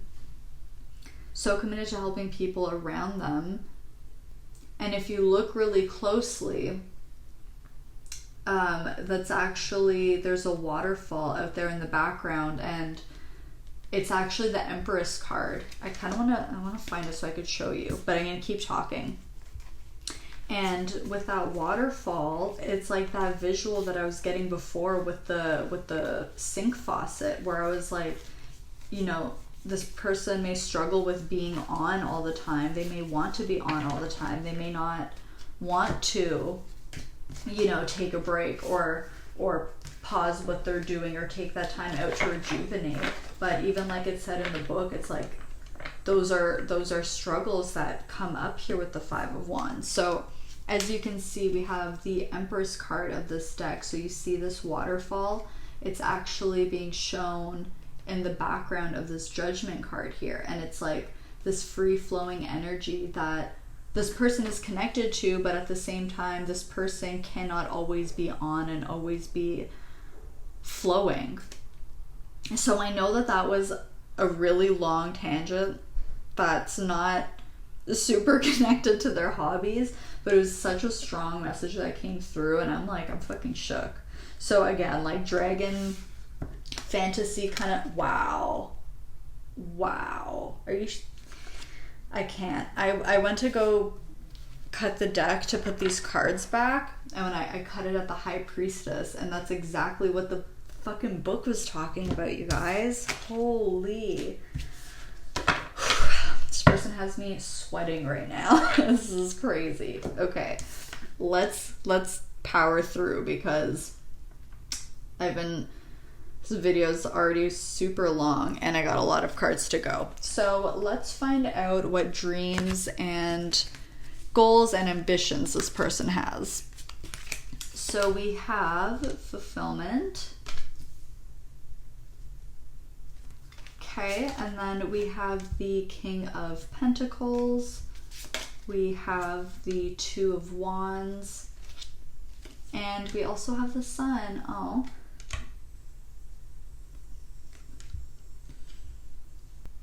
This person really, even though we have the King of Pentacles here, I'm not really picking up that this person is wanting fulfillment in terms of material things. And if they do, it's because they want to be able to give back to people. So if this person has a desire to be wealthy, it's so that they can share their wealth with others. It's so that they can give back to the community, so they can start a foundation, a charity, help those who are really in need of it. You know, help to provide resources to other people. This person really wants to bring a lot of clarity and just spread their light with the sun. Like, this is so fucking crazy. I was saying that from the beginning. And with the Two of Wands here, it's like, this is making me feel like, it's like this is their only plan. This is their mission. This is what they came here to do, and they're not interested almost in like anything that falls outside of that, is what I'm getting. And so they're really looking for that emotional fulfillment, that spiritual fulfillment of like, I came here what I needed to do. I've, you know, helped a lot of people. I've helped as best as I could. And it's like, that's what makes them happy at the end of the day. That's what brings this person fulfillment. And it's like I'm hearing them say like, I can die happy now. You know, it's like I've done my part, I've done my role, like I came here what I needed to do, like I'm fulfilled, I'm so happy, I'm so full of love from being able to do this, to help people, to guide people, to be that light for people, to help people get themselves out of these dark or difficult situations. Wow. Okay. It's really beautiful. And again, like, also I would say inner child healing too is a big focus of this person's life, something that they, just something that's really prevalent, whether this is healing their own inner child, and by going through that process and that journey themselves, they're able to help other people heal their inner child too.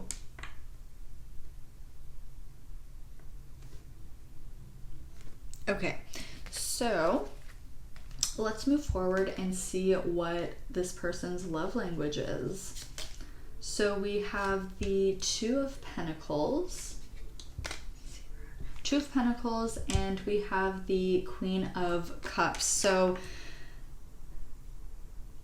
the Two of Pentacles is making me think of exchanging gifts, and the Queen of Pentacles is making me, well, I'm also getting like physical touch here with the Two of Pentacles and the Queen of Cups, like, you know, cuddling, holding hands, kissing, that whole kind of thing. But with the Queen of Cups, I'm also getting words of affirmation too, like words of encouragement, words of love. Let me hype you up. Let me make you excited. Let me make you feel confident. You know what I mean? That's the kind of energy that I'm getting from this person. Definitely giving gifts though. Like, I think this person is excellent at gift giving. I think this person is like, they're very thoughtful and like really intentional with the gifts that they buy or, you know, make for their loved ones. Because I also feel like this is the kind of person who hand makes a lot of gifts and stuff like that. It's like they put their own energy into it to make it something that's really special and one of a kind, is something that I'm really, really getting here, which is so sweet. I love handmade gifts, or just, you know, handmade cards or things like that. It's like very sentimental. This person is a very sentimental person. So let's see what spiritual lesson this person is currently learning. And we have honesty. I can't always expect the truth from others, but I can expect it from myself. So this person is currently learning how to be true to themselves, how to stay true to themselves, and also knowing that, you know, they can shine their light, they can guide people, give advice to people, but at the end of the day, they can't make others do anything. They can only lead by example and hope that what they're doing in their own life for themselves is enough to inspire other people to start making positive changes in their lives. It's like, you know how we say the job of the healer is not to heal everyone else, it's to heal themselves, to show the people around them that it's possible. It's like, that's what I'm getting. I can't always expect it from others, but I can expect it from myself. So it's like, I can't fix people, I can't fix you, I can't fix this, but I can support you, I can hold space, and I can work on issues that I have with myself and really alchemize that and elevate myself and show other people that it's possible. It's like they're learning right now to walk the talk, right? Because it's not just about hyping people up and encouraging them and like saying the words, but it's like we need to have the action to back it up, right? Like we have with this really strong masculine energy. There needs to be the action behind it. So I think this person is really, that's what this person is really learning right now. Okay, and these cards here are going to represent anything else Spirit wants you to know about your soulmate. So we have ladder, climbing towards success. It's beautiful. We have grasshopper, situations in the balance that require careful handling. We have pale, time to get out of a situation. And we also have boot, increase your efforts if you want to achieve your goals. Wow, okay, so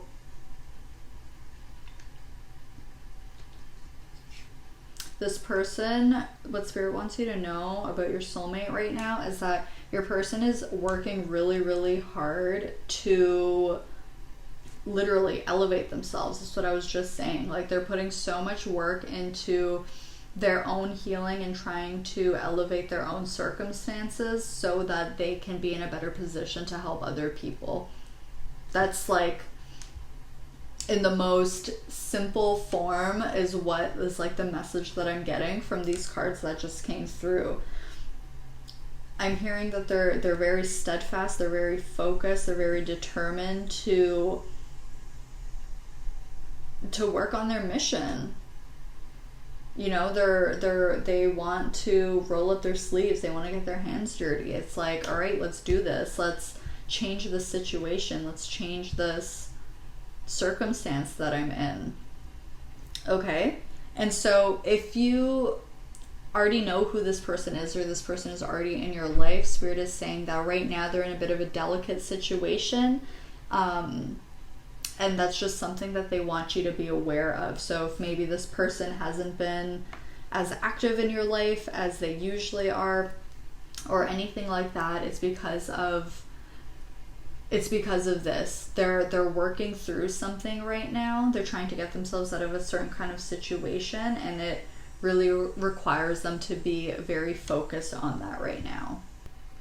Okay, and finally we are going to pull some channeled messages for you from this homemade deck that I made. Okay, so Spirit, what does pile 2's soulmate want to say to pile 2 right now? What messages does pile 2's soulmate have for pile number 2, please? Okay. Oh, we have You're So Beautiful. What else? What does pile 2's soulmate want to say? Okay, we have My Anxiety Is Killing Me. So the situation that they could be going through may be really stressful. They could be doing shadow work right now. Okay, we have I Have Dreams About You. I definitely think that the two of you have a very spiritual connection. Okay, we have I Keep Looking Through Old Photos. Again, this feeling of like nostalgia. It's very 6 of Cups feeling. What else, please, Spirit? What does pile 2's soulmate want to say to them?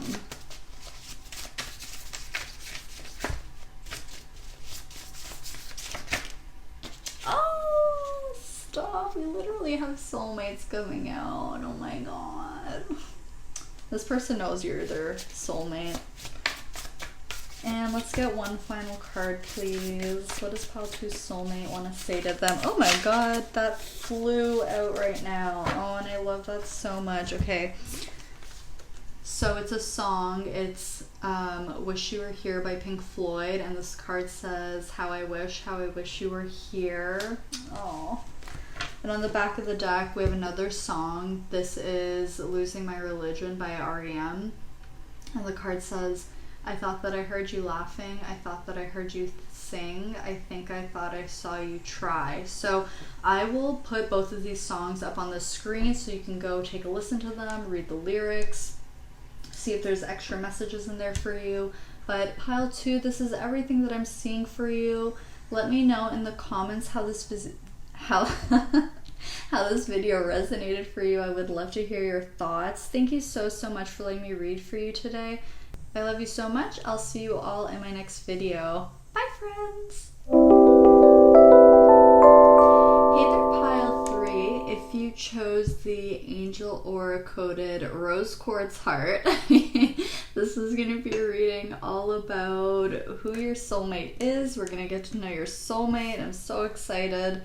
In case you missed the intro, I have my window open and the cicadas are pretty loud, so if you hear noise in the background, it's probably that, okay? So we're just gonna go on ahead and jump straight into the reading. Our first two cards here are going to represent the energy of your soulmate on a soul level. So we have healing. The frequency of healing supports our intrinsic ability to restore our health and wholeness by consciously using the information that comes to us through our senses and harmonizing everything accordingly.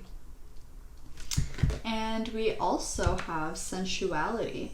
The frequency and sensuality reminds us that as spirits in human bodies, we are sensual beings and experiencing joy and pleasure from the physical world through our senses.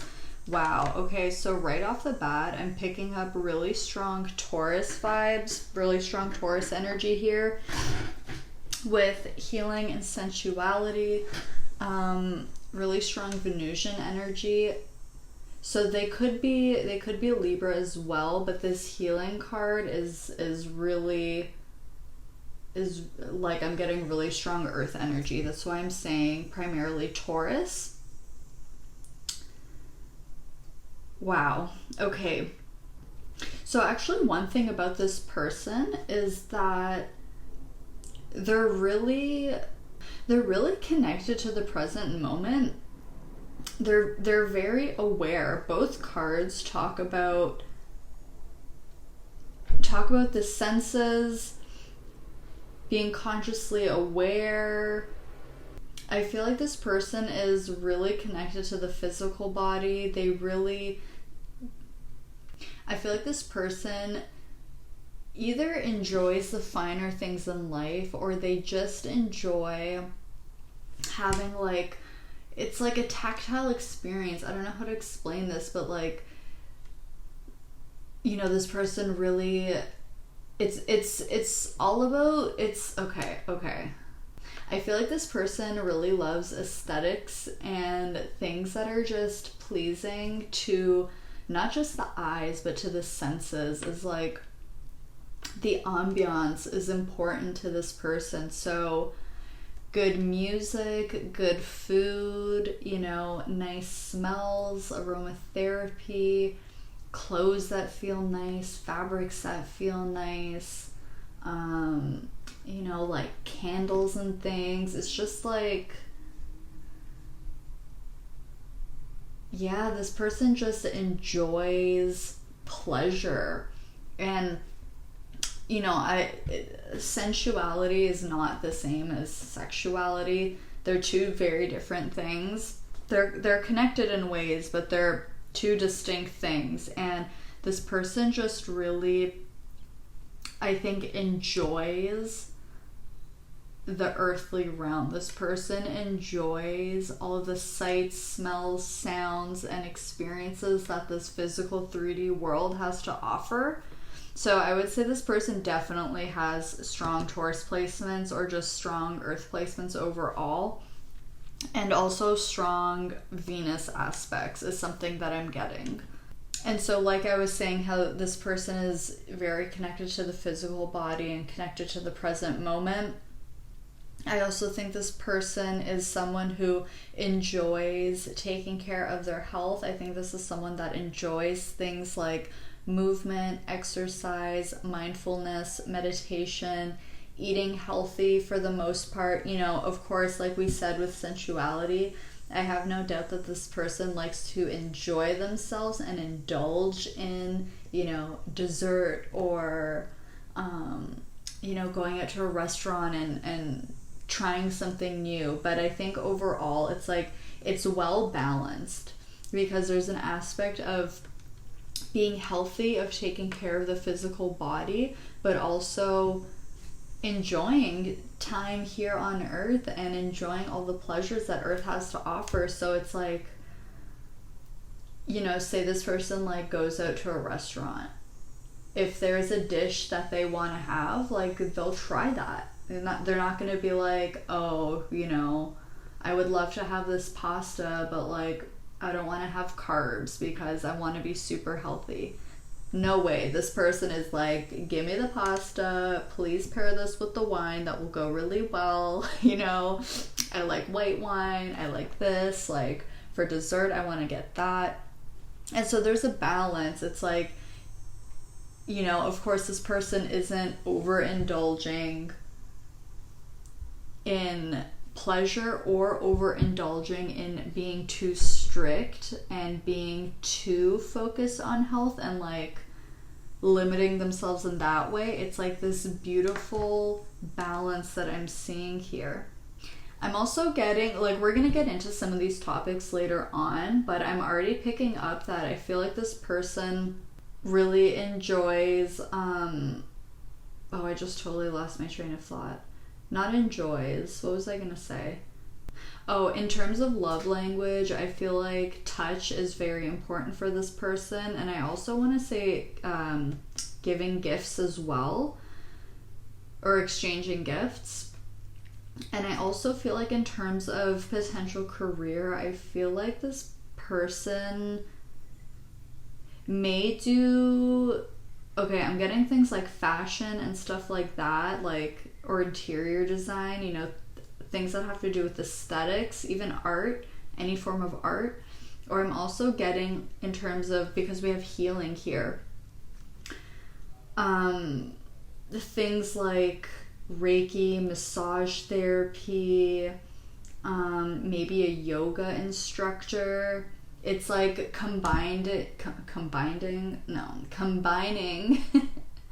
like healing practices with the physical element.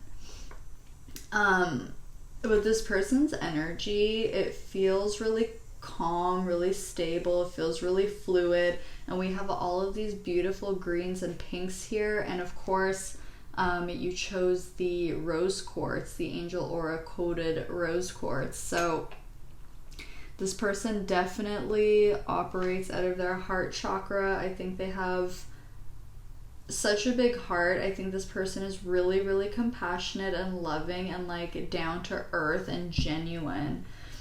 This is the kind of person that also enjoys being adventurous in some way. So I'm also getting this kind of like Sagittarius energy of like wanting to explore, wanting to try new things, you know, go to new places, try new cuisines, learn about different cultures, you know, like really immerse themselves into these different ways of being and different experiences that can bring pleasure in new ways that they may not have experienced before.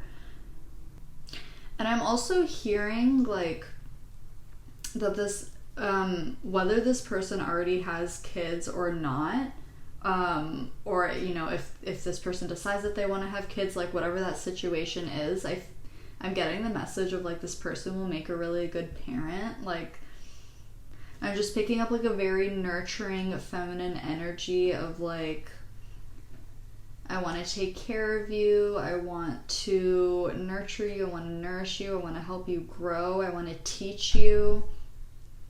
And I also think that this person, because they enjoy having these pleasurable experiences, I think that they also love to take those experiences and like include other people, maybe not in the same way, but like almost like in a reinvented way. So for example, this is an example that they're kind of showing me. So say this person goes on this trip to Morocco, okay, and they're like immersing themselves in this culture. They've tried all this new food, these new spices, learned all these new things, and they're like, wow, this is so amazing. And they come back home and they're, you know, like infatuated and like feeling really inspired and excited about this.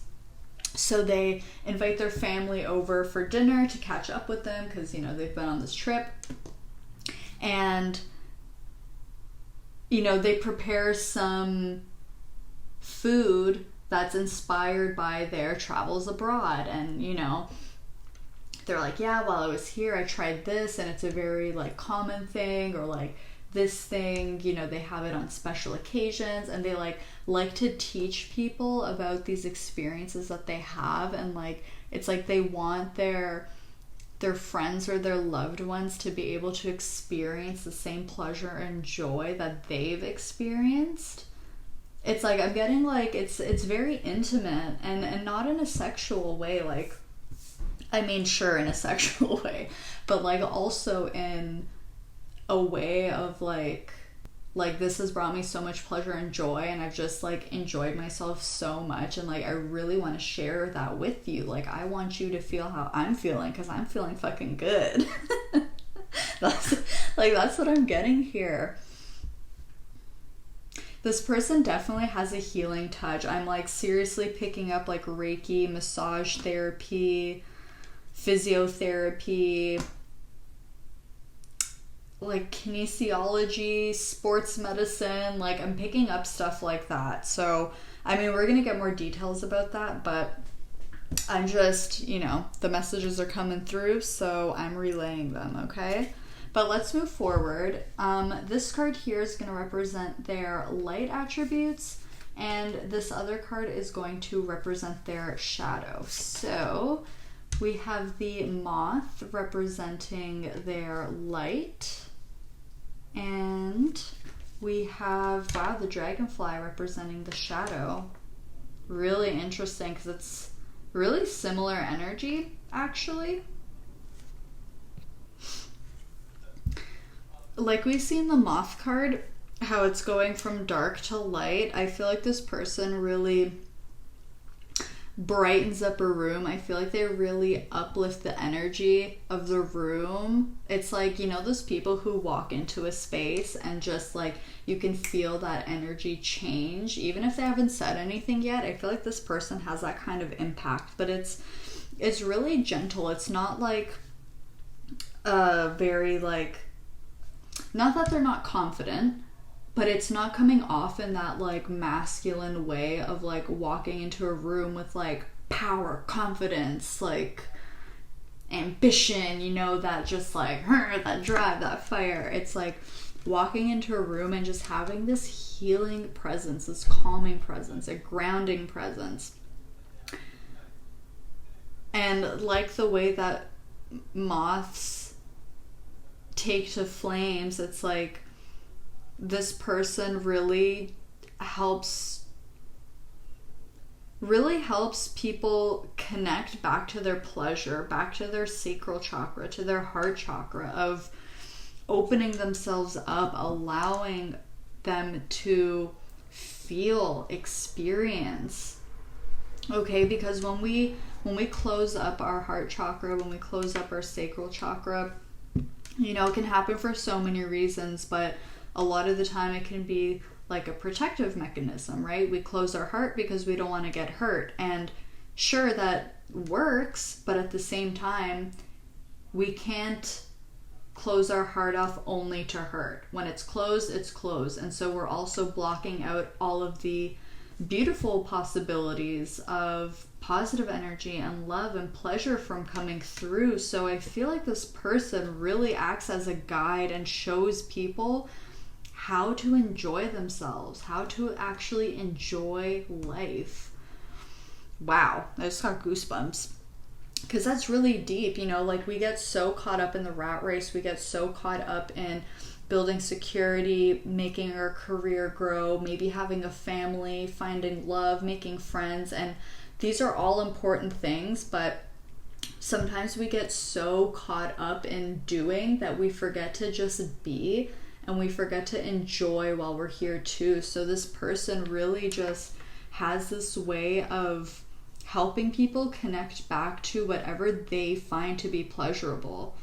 Okay, because, you know, we're all going to enjoy different things. So back to that example of, you know, let's say they went to Morocco, came back, had this dinner with their family. You know, maybe some of their family members aren't super crazy about how the way the food tastes, but that's okay because it's an experience, and it gets them thinking about, well, maybe I don't really like this taste so much, but I can appreciate the fact that trying something new has really opened my eyes up, and now actually it's gotten me to think about something else that I find to be more pleasurable in a personal way. And so, you know, when I go home, I'm gonna try that out, you know, and maybe that's something they never would have done before if they, you know, hadn't gone to this dinner with this person.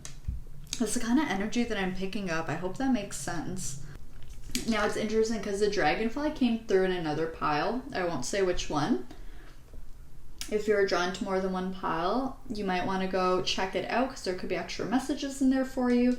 But it's interesting having the dragonfly as the shadow card because in the guidebook, this card talks about how the dragonfly can represent the fluttering and fleeting thoughts of the mind, and you know, can talk about feeling distracted. Literally, I'm so distracted right now. There's like a wasp that's banging into the window repeatedly right now, literally as I'm talking about this card. So this person may struggle with feeling really distracted at times. Maybe they may, I mean, obviously I'm not a doctor, but I'm picking up something like they may struggle to like pay attention. They may have like a ADD or ADHD or something like that, and that doesn't have to be the case. And again, like, I'm not a doctor or anything, so don't take it in that way, but I'm just kind of picking up that energy of like maybe being distracted or kind of the mind going off in different directions. And even though this person has a very grounded energy, they may have trouble at times really grounding their mental body. Oh my god, I don't know, I'm getting so hot all of a sudden. So this person may be very attractive. They may quite literally be hot because like I was fine all day and like I am burning up right now. I'm so hot. Or maybe they come from like a warmer climate. But it's interesting because the shadow card, it also has the water element being represented here. So I almost get this, maybe this person struggles between like going back and forth between their rational mind and their emotional body. They may struggle between doing what's logical and what feels good, because there's no doubt this person enjoys pleasure. So there could be times where, maybe even more so in the past, where this person may have struggled with overindulgence and leaning too far into the emotional body and kind of losing themselves there. And I feel like this is something that they've really worked on, like being able to balance out what's logical and practical, but also what feels good on an emotional level. Also, I want to say both the moth and the dragonfly symbolize change and transformation. So I feel like this person has really grown a lot. I feel like they've been through a lot and really used those experiences and alchemized it, transmuted it, and have evolved into like a totally different person than who they used to be. And it's because of all of those experiences that really helps them to enjoy the pleasures of life, because they know how hard life can be. They know that there can be times where it may seem like there's no pleasure at all or nothing that feels good, and so they really prioritize doing things that make them feel good. Because I feel like that wasn't always the case. This person may have grown up like in poverty or something like that, or just struggled financially growing up, and maybe didn't even have the simple pleasures of life, like a roof over their head or running water or food in the fridge, or electricity, you know, just like basic needs being met. And so now I feel like they're at this point in their life where they're have become much more stable and have worked really hard to grow into some like grow into a new person. And now that they're in this position where they're more well off in an earthly sense, they really make it a priority to enjoy life and allow themselves to indulge, because they may not have had that experience at all growing up or for a period of time in their life. Because I'm also getting kind of like a philosophical vibe from this person, but at the same time it doesn't feel, it's like it's serious, but it's like they're serious about being playful. They're serious about enjoying life. You know what I mean? It's like, it's their passion. It's just their philosophy, their outlook on life. Like, yes, let's work towards our goals. Let's, you know, make our dreams happen, but let's enjoy while we're here too. You know, let's enjoy while we're here. I'm being taken to the beach now, so this person may enjoy being by the water, is something else that I'm picking up on. But let's keep moving forward and take a look more at their personality. So we have the spark of hustle, and we also have find your sacred flow.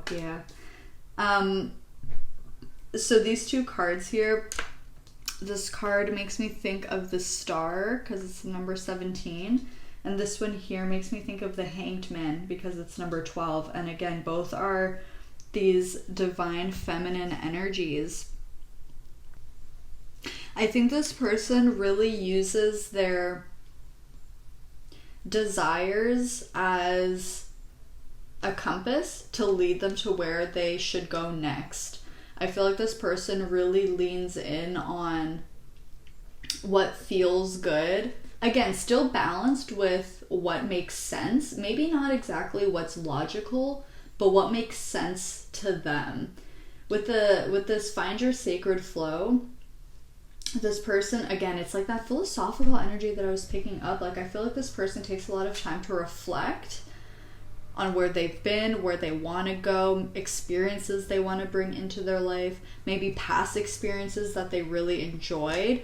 And all of these things brings them so much inspiration with the star. It's like, by having these experiences, okay, this person learns by doing. Okay, so whether it's doing things the hard way or having experiences that are really fun and enjoyable, no matter what, this person learns by doing. And these experiences are what helps this person to help other people. Okay? And I it's just with the moth and the star being here, like, this person is such a light. This person really inspires a lot of people, and it's not just inspirational, it's aspirational too. Like, a lot of people look to this person and their lifestyle and their way of being, and they're like, wow, like, I want to have that lifestyle too. I want to flow. I want to flow towards what feels good and what's natural to me. You know, like,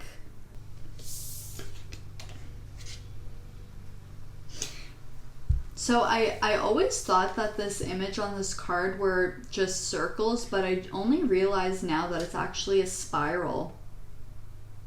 So this person has gone on a really deep inner journey. They've done a lot of shadow work. They've done a lot of self-reflection. They've done a lot of healing in their own life, and this is how they're able to really shine their light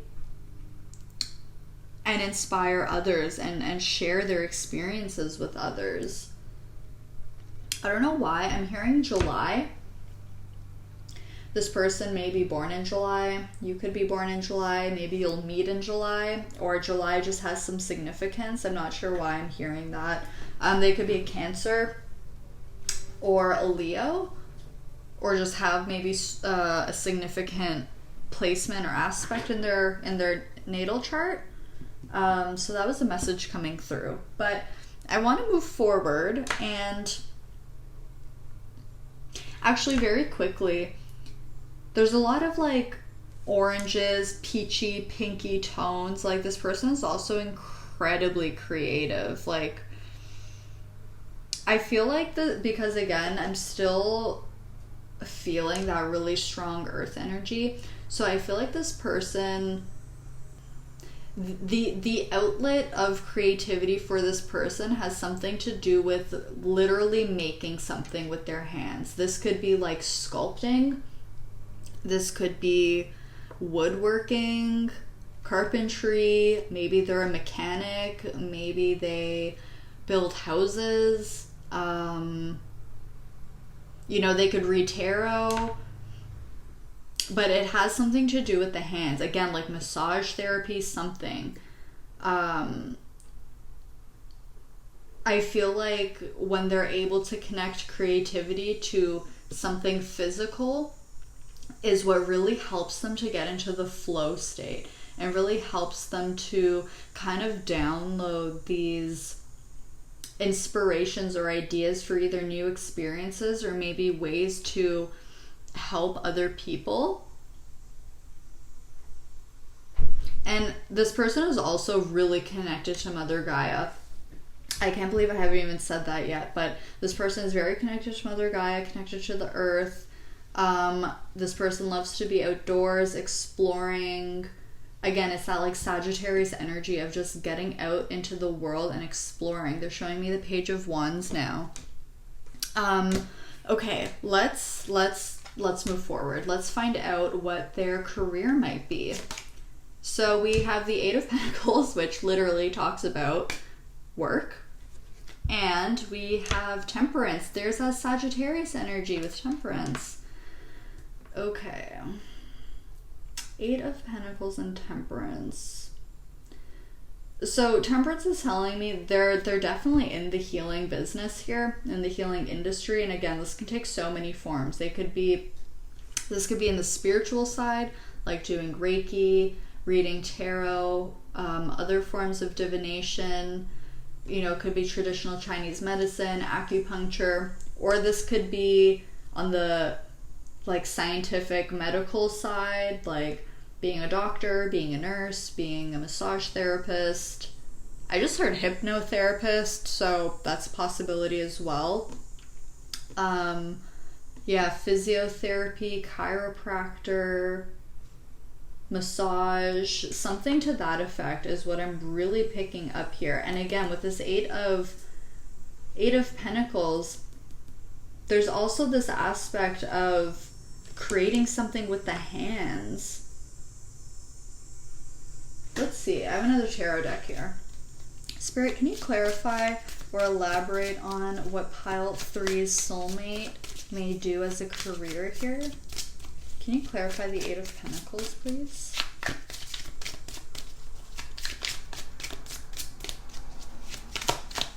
So they could have their own practice. Okay, so we have the Knight of Swords coming out to clarify the Eight of Pentacles. On the back of the deck, the Six of Pentacles. This is giving me this feeling of like this person really takes these ideas that they get and put them into motion. Because some people struggle with really grounding their ideas. Like some people have brilliant ideas but don't know how to actually execute them. This person has the ability to channel these ideas, these inspired ideas, and literally channel it into something physical, do something about it in the physical. With Temperance, this is alchemy. It's like literally forging the two together, forging the idea with something physical and making it happen. And we have the King of Swords kind of showing himself too. This person has a very sharp mind. There's a lot of like clarity. It's kind of like this person knows. Oh, that makes a lot of sense. It's like this person knows exactly what they want to do, what they need to do. But it's not even like a mental, rational understanding of what they need to do. It's like they just know on a soul level. It's like their soul is so in tuned because they're just naturally in the flow. And we have this idea of flow here with Temperance too. Ooh, so we have the Five of Pentacles coming out as well. Yeah, it's like helping people heal, helping people to recover. And didn't I say before, like, this person may have come from nothing? This could be like a rags to riches kind of story, because with the healing and sensuality, it's really giving me that like Nine of Pentacles kind of energy here. And so with the Five of Pentacles and the Eight of Pentacles, I feel like this person either does their work alone or they have a partner, like a work partner.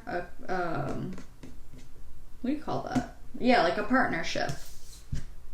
So they could have a partnership, like maybe they own a practice with someone or something like that, own a business with someone, or they're like, or they do this on their own. They have their own practice, they have their own business.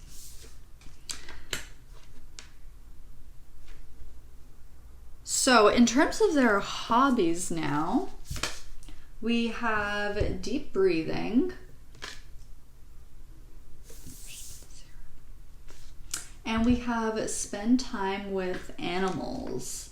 Okay, so this person, yeah, like I said, this person's really connected to Mother Gaia. So they really also enjoy being around animals. They may also, oh, okay, they could be like a vet.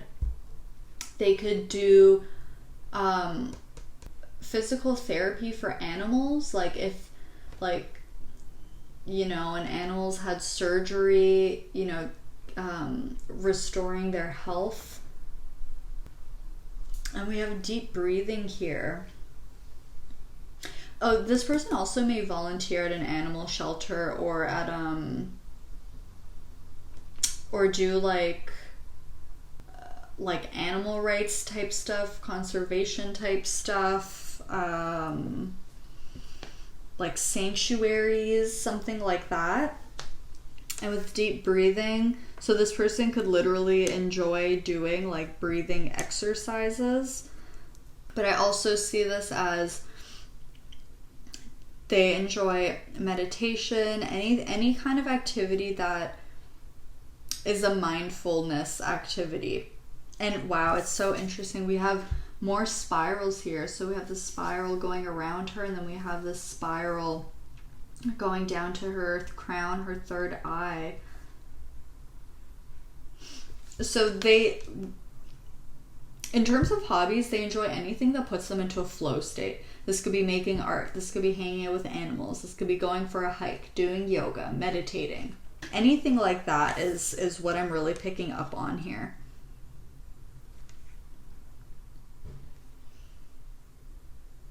Now, let's find out what goals, dreams, and ambitions this person has. Ooh, wow, we have wonders.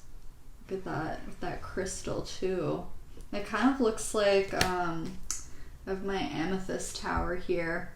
Looks very similar. Okay.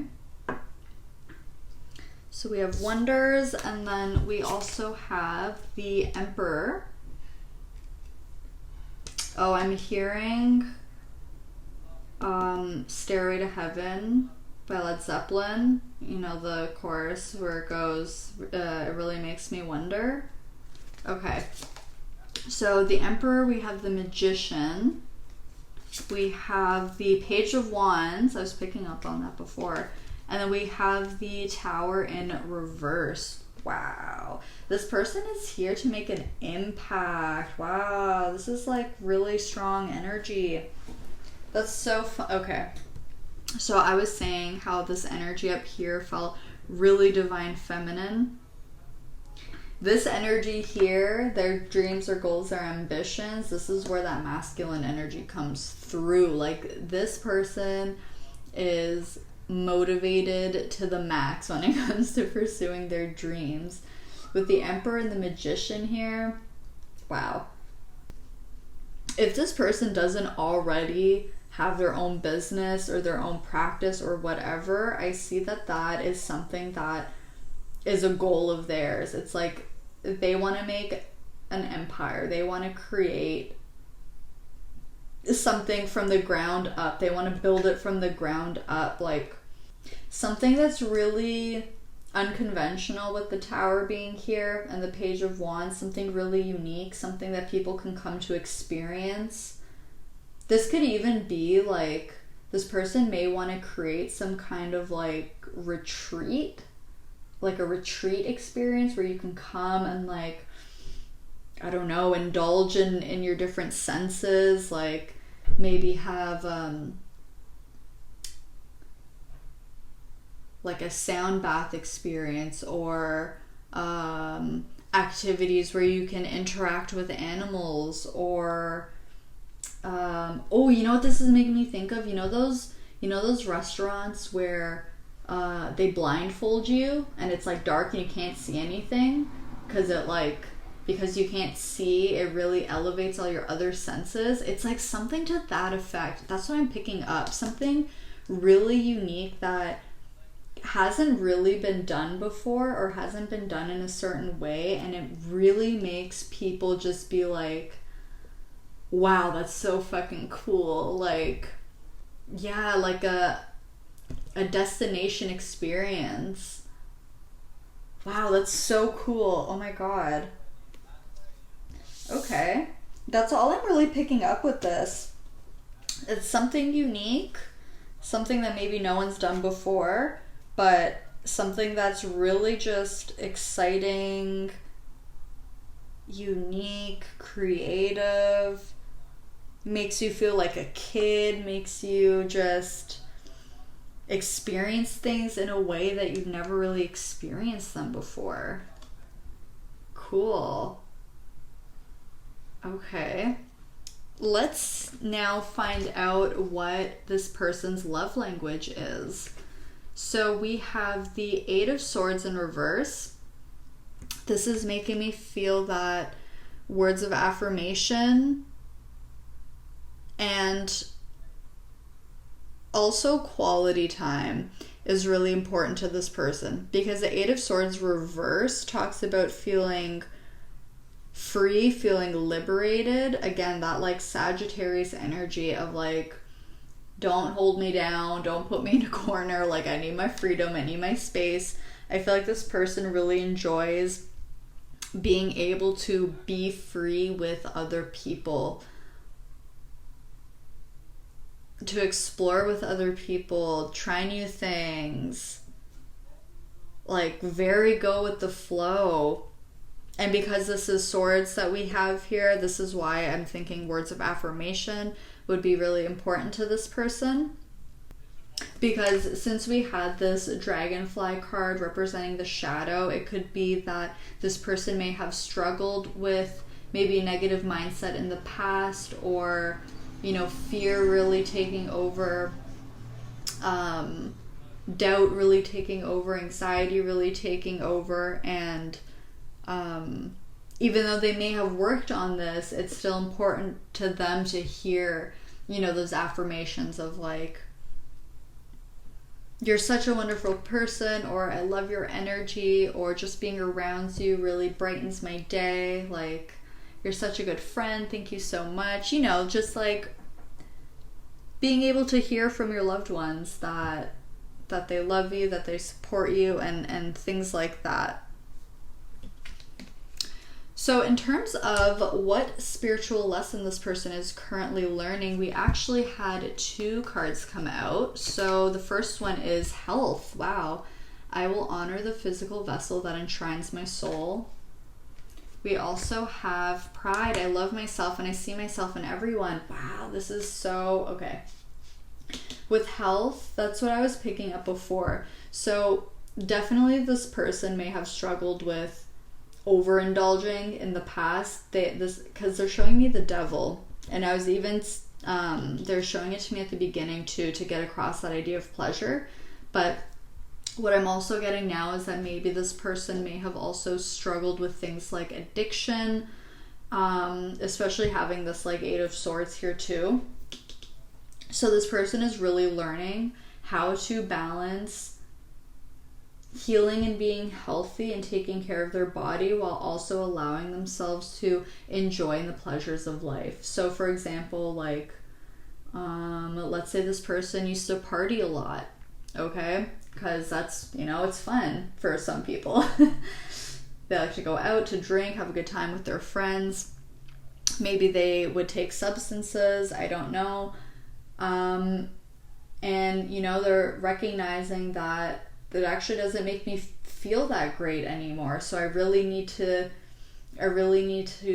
kind of edit how I'm going about this. So instead of going out, you know, 4 days a week and taking things too far, you know, I'll go out once a week with my friends and, you know, I'm going to put a bit of a limit on myself. So maybe I'll only spend this amount of money, or I'll only have this many drinks so that, you know, I can still go out and have fun, but I'm not taking things too far.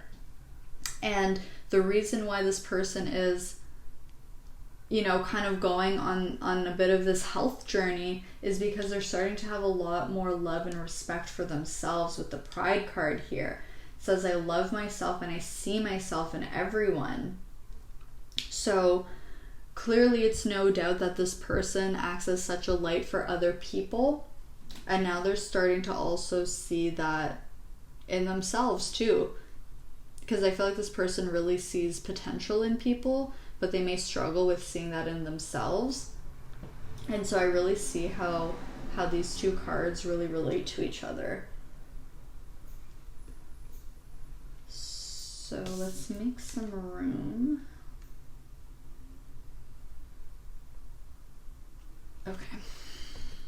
Okay. Our next few cards are going to be anything else that Spirit wants you to know about this person. So we have Carrot, opportunity or windfall. Yeah. We also have Tree, affairs with your family. Hand, in need of help, assistance, and guidance. And we also have the month of June. So that's interesting because July was coming up before. So June, July. So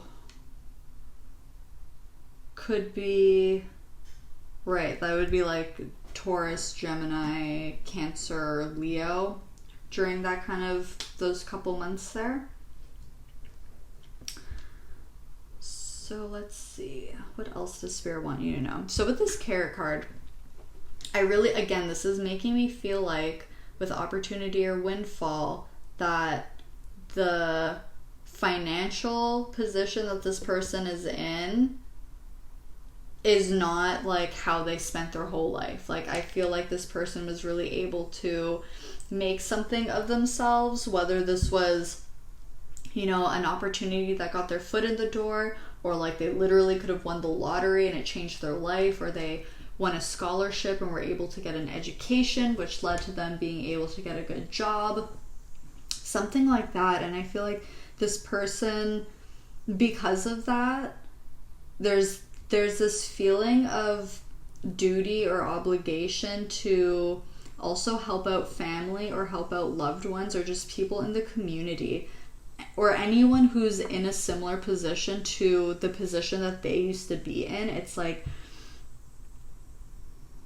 they want to be that helping hand for others, but literally like this angel here, just giving this gift of beautiful flowers. It's like this person just wants to give their light and give their help however they can. But Spirit is also saying that this person may struggle with asking for help.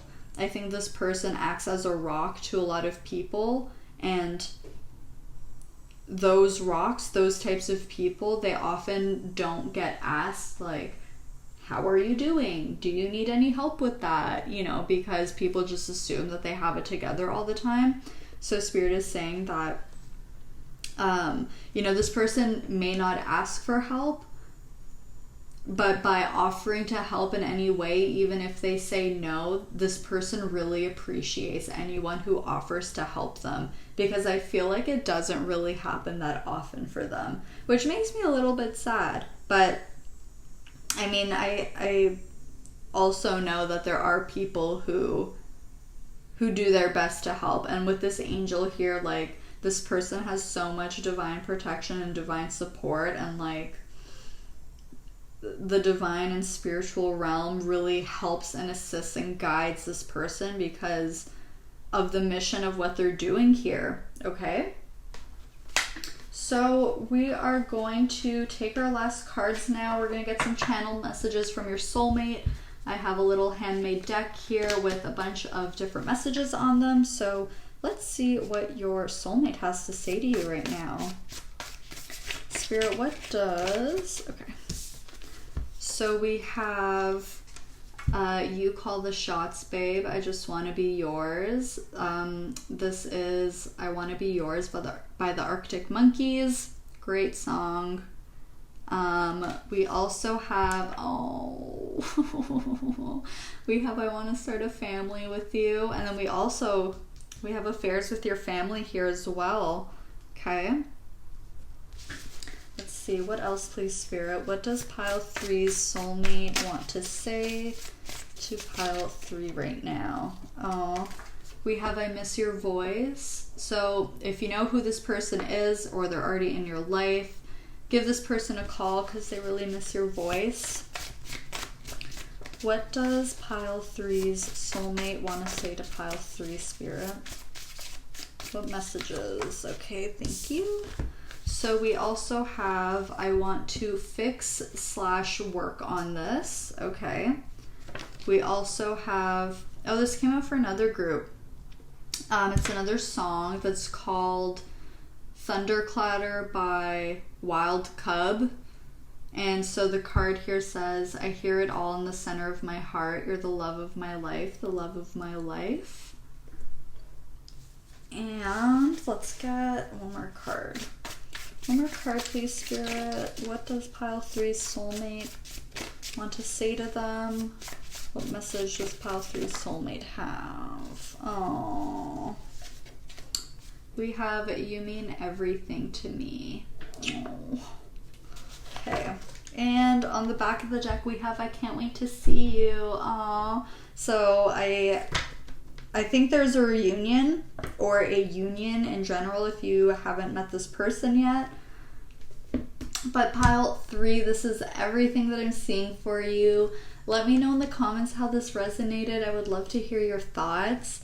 Thank you so much for letting me read for you today. I love you all so very much, and I'll see you in my next video. Bye, friends. Hey there, pile 4. If you chose the Lepidolite, this is going to be a reading all about who your soulmate is. Let's get to know your soulmate, pile 4. In case you missed the intro, I have my window open and there's a lot of cicadas where I live, so if you hear noise in the background, it's probably that, okay? But we are just going to get straight into the reading, starting off with looking at these cards here, which are going to represent the energy of your soulmate on a soul level. So we have romantic love. The frequency of romantic love supports our journey to feel whole and complete through the experience with and reflection of a conscious lover. And we have duality. The frequency of duality supports our ability to gracefully flow with the everlasting movement among all opposites. Ooh.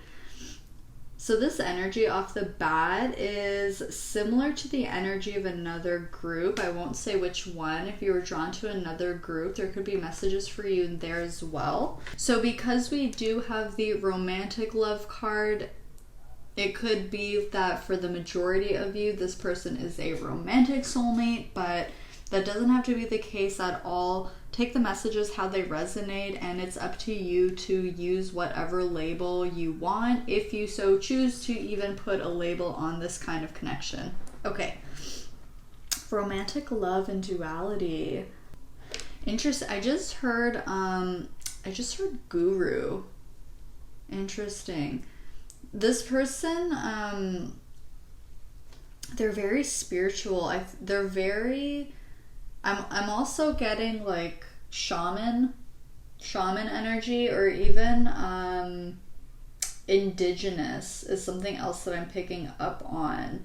So this could be a connection that they have in this current lifetime, or even something from a past life is something that I'm getting. But either way, it's something that's very prevalent to who they are now. It's like part of their identity in some way, whether this has to do with their soul identity or their identity in the specific incarnation.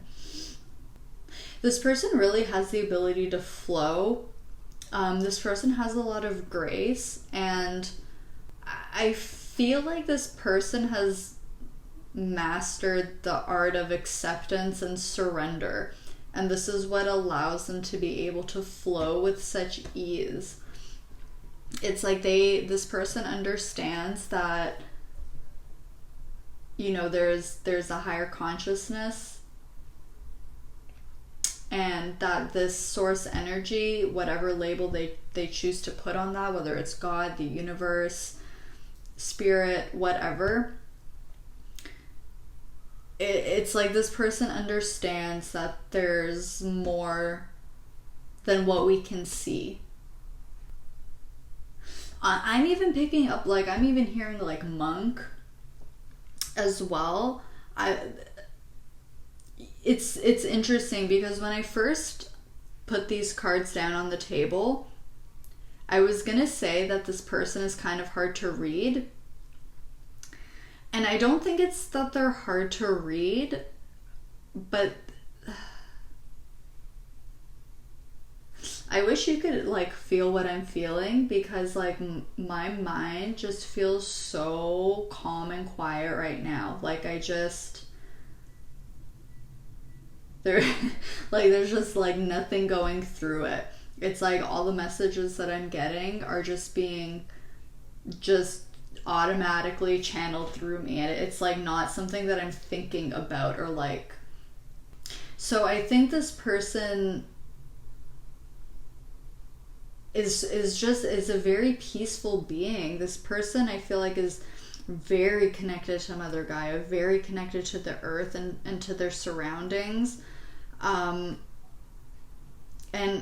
also like very connected to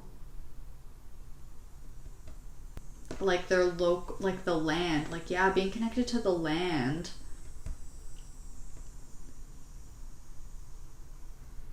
Yeah, very strong, like tribal shaman, spiritual guru kind of vibes that I'm getting from this person. I just want to keep, we're gonna keep grabbing more cards, because I feel like for this specific pile, the messages are gonna build. The other groups, I was getting like a lot of messages for each like individual topic, but I feel like this one, it's just gonna flow better if we just keep moving it forward. Okay, so this card here is going to represent their light attributes, and this other card here is going to represent their shadow. So wow. So representing their light, we have the unicorn. This card represents the third eye chakra. And representing their shadow, we have the whale. Wow. Yeah, this person is so... There's just like... Oh, I mean, we also have the Lepidolite. That makes a lot of sense.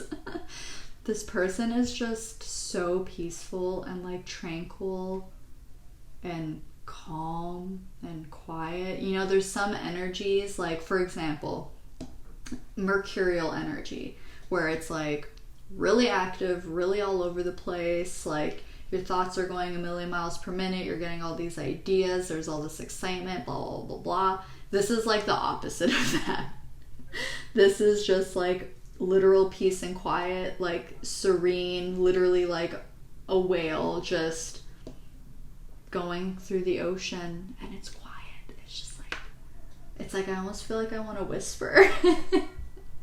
I feel like I need to whisper. I'm not going to, but that's like the energy that I'm picking up. But wow, so their light attribute here being represented by the unicorn, That's what I'm saying, man. Like, this person is a spiritual leader of some kind.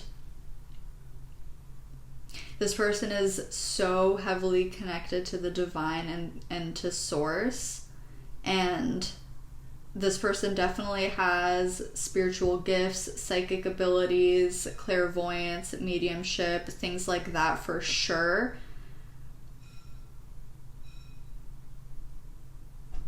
And this person also has a really unique perspective on life, is something else that I'm getting. So this person could have gone through some significant experiences that maybe a lot of other people just don't experience in life. Like, again, I'm being taken back to indigenous culture, and I'm being taken to things like residential schools and things like that. I know that this can be quite heavy and triggering for some, so I do apologize for that, but that's like the kind of energy that I'm picking up here. I want to read this out of the book for you. I feel called to do that. So it says, reconnecting to a higher wisdom or a divinity. It's difficult to see, hear, think of a unicorn without immediately questioning if it's real. Did they ever exist? Perhaps long, long ago? The mind answers maybe, or it could be, or no way. This very contemplation explains our relationship with divinity and encapsulates our wavering belief in the unicorn. We wonder what divinity is. We wonder where our intuition comes from and if we can really trust it. We think about a higher power and our mind hesitates between yes, no, and maybe. Is it male or female? Does it have a name? Is it just a feeling? The unicorn card appears and wakes us up to curiosity about the higher self and the divine. It is a card of questioning, exploring, and contemplating the inexplicable. The mind's eye knows that there is something beyond our day-to-day lives, a deeper dimension to our experiences. The mind's eye reaches and reaches and reaches out to grasp something more. You are the unicorn and you have begun your quest for the answers. And then here it says, it's no surprise the subtle essence of the unicorn card resides at the third eye, the exact place from which the unicorn's horn extends. This center is called the Ajna Chakra, or command center. The ancient yogis believed to be responsible for our intellect, intuition, and deepest wisdom. Some say our two eyes see with the past and present, while this third eye peers into the future. Y'all, I have so many fucking goosebumps right now. Like, that's what I was saying. Wow, I'm a little speechless right now. Especially where it said, honestly, just the whole thing. But something else that I'm picking up about this energy here, it's like, I feel like I want to take my time. Like, I don't feel the need to rush. I'm stumbling over my words because I usually, like, how I talk is I usually talk fast and I talk a lot. And this energy is like, it's really slow. It's really natural. It's like, this person is comfortable with silence. This person doesn't feel the need to just fill the space. This person can just be.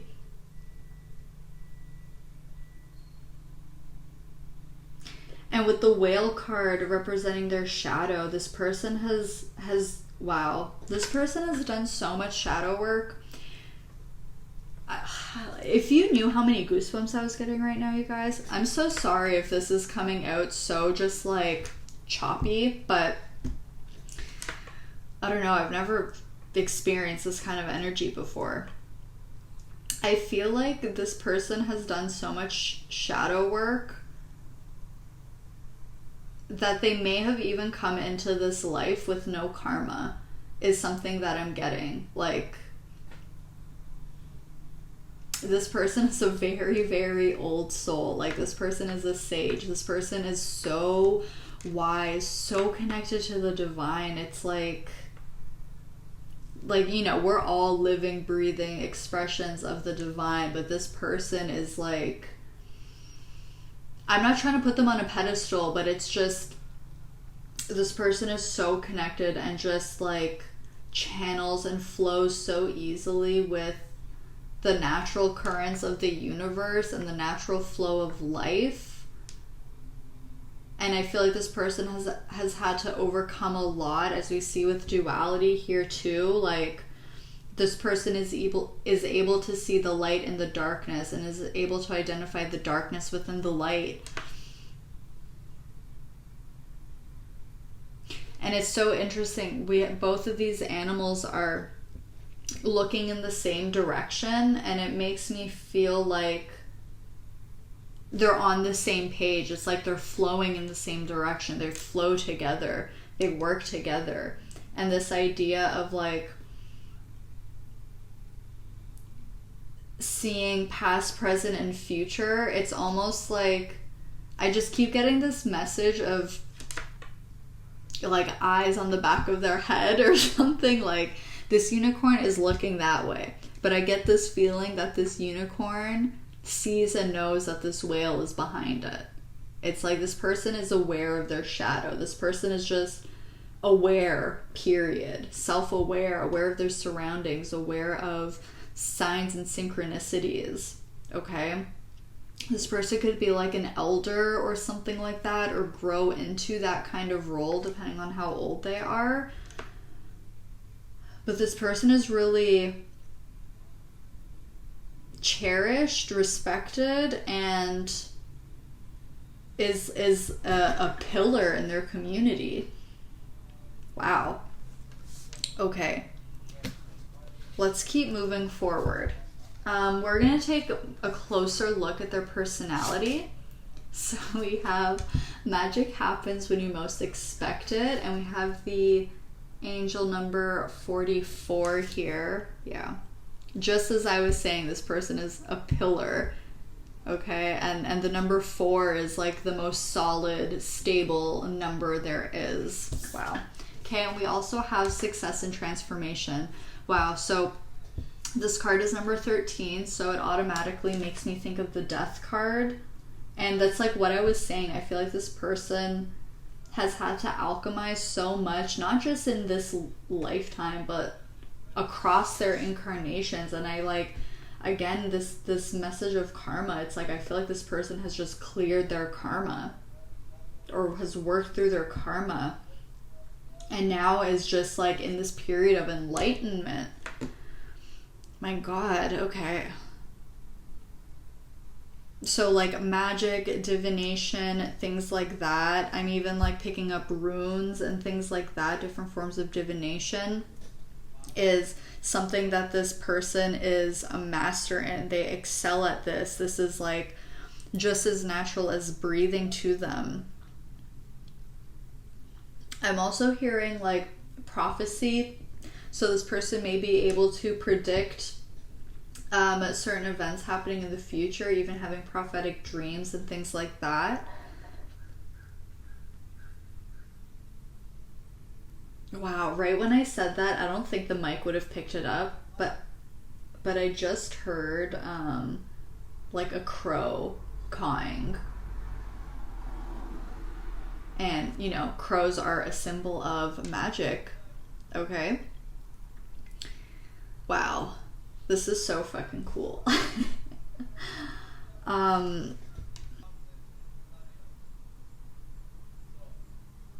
It's like, I'm like literally getting a channeled message from this person.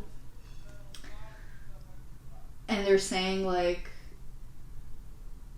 it's like they're literally telling me you don't have to over explain it. They're like, just say the thing and and just let that be.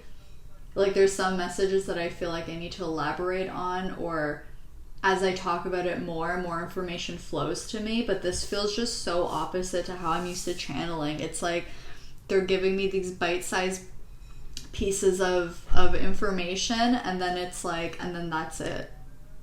It's almost like it's almost like they're wanting you to use your own intuition and your own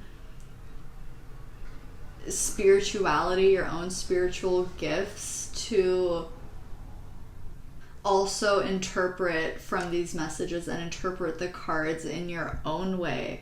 This is so unique. Wow, this is really a new experience for me. Okay, we're gonna keep going with it, you guys.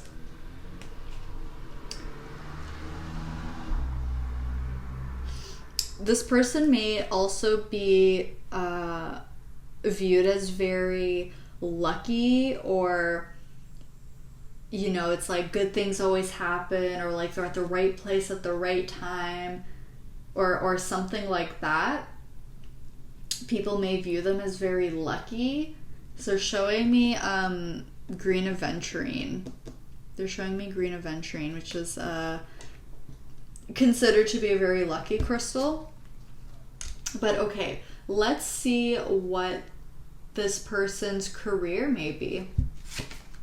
We have the 5 of Pentacles, and we also have the 4 of Cups. I don't know why this is making me, it's like what I heard in my head was like career. So I feel like this person has, it's very non-conventional. It may not be a career at all. Maybe this person doesn't even get paid. This could be like literally a person who like lives off the land, and people go to their community or their residence and like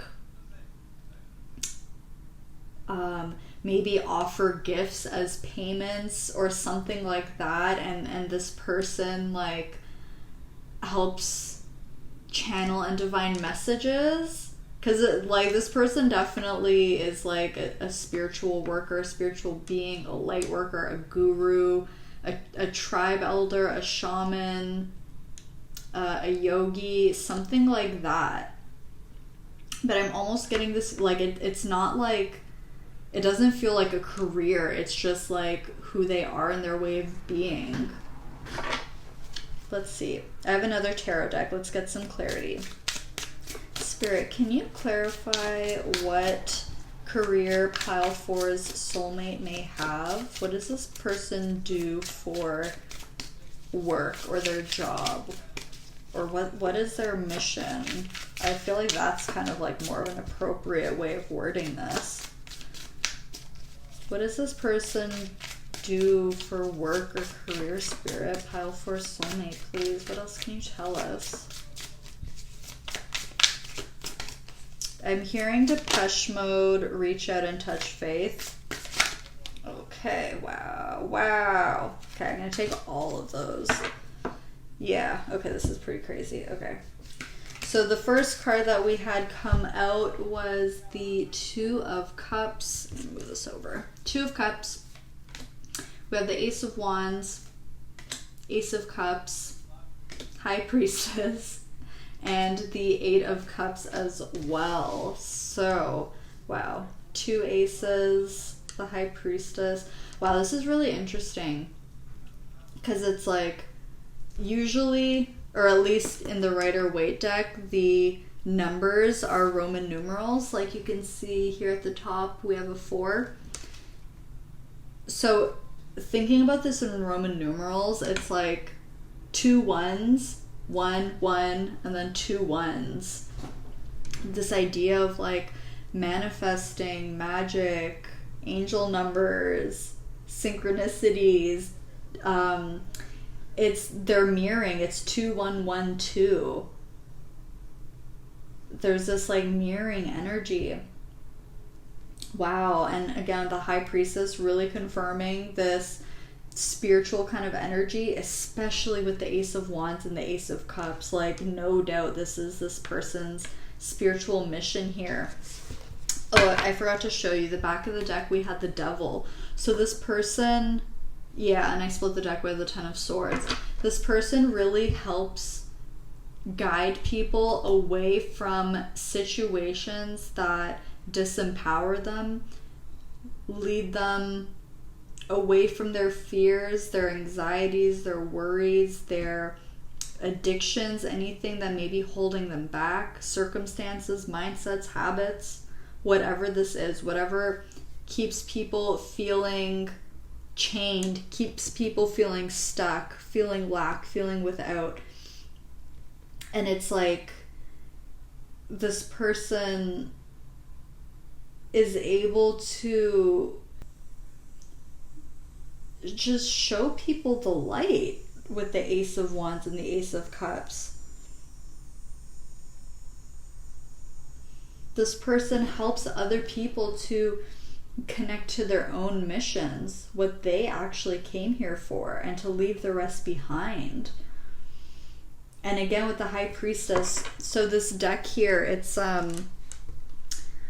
based on Greek myths, and so the High Priestess is represented by the story of Persephone, who became Hades' wife and, you know, lived in the underworld for most of the year. And again, it's like going back to this idea of this person, because they've done so much shadow work and transmutation and alchemy and has experience in clearing karma, it's like this person helps other people to do that. So I feel like this person here also does things like past life regressions, goes into the Akashic records,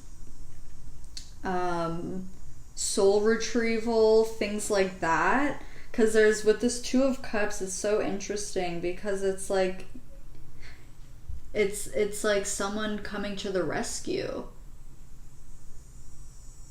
But it's not that this person is fixing or saving people, it's they're teaching others how to save themselves, teaching other people how to find the light within them, help people connect to their own divinity in their own way.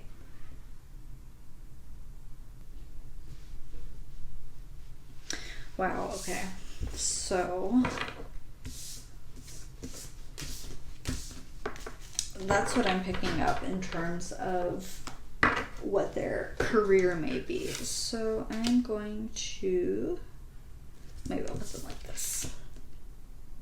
I'm going to put these here and let's see what their hobbies may be now. So we have Look to the Stars. Yeah. And we also have dance. Oh my god, this is, I'm bringing me straight to like tribal dances. I'm seeing like, you know, like a huge kind of bonfire in the middle and it's nighttime and there's like people playing the drums and like dancing in a circle kind of thing, like a ritual. And then with Look to the Stars, yeah, astrology, like reading constellations, reading, oh, you know, this is making me think of, you know, in like ancient times, how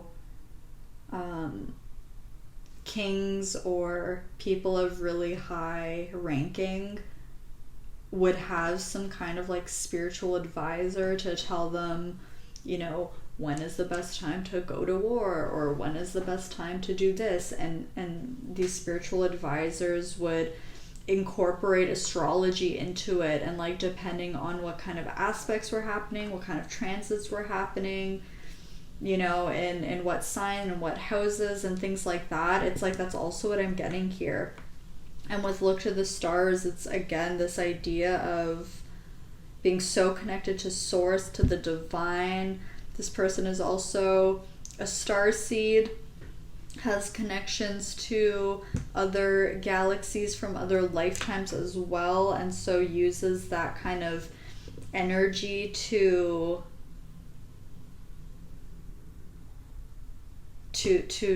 help others. Wow. I don't know why I'm really called to actually pull another deck for you, so I'm gonna do that. It's the Starseed Oracle. So I don't know why I want to grab a card for you from this deck. So I'm gonna give it a quick shuffle. Wow, that was literally so terrible. Okay, let's try that again.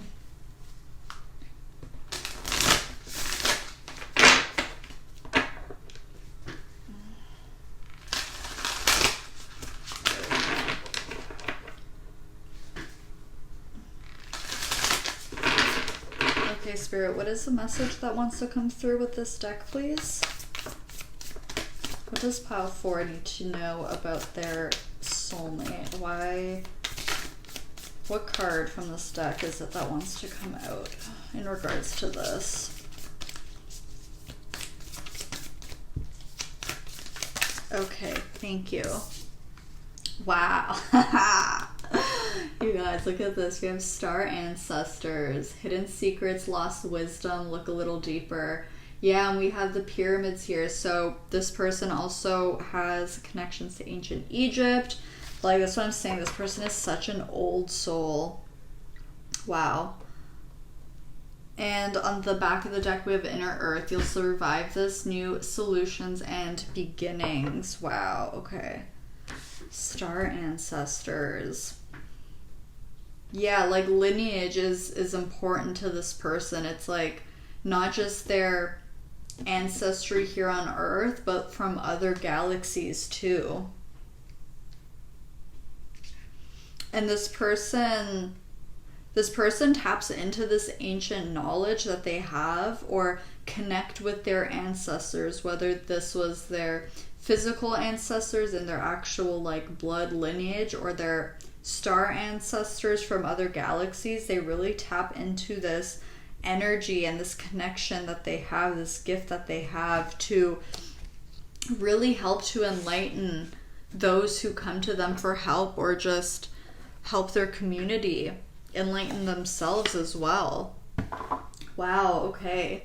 Now let's see what goals, dreams, and ambitions this person has. We have taking risks, and look at that, we have the hawk too. The hawk being a symbol of the divine. Okay, we have the Page of Swords. We have the 8 of Swords. And we have the 10 of Pentacles. This person's goal, ambition, dream is to help people free themselves. This person has a message to share with the Page of Swords. A message that will literally help to liberate people. This taking risks card is making me think of the Fool. And again, it's making me feel like this person is a guide. Yeah, like they're showing me the Hierophant. It's like, you know, leap in the net will appear. I will guide you to that. This person acts as a guide. It's like this person is a literal spirit guide, but in human form, with the 10 of Pentacles. Wow.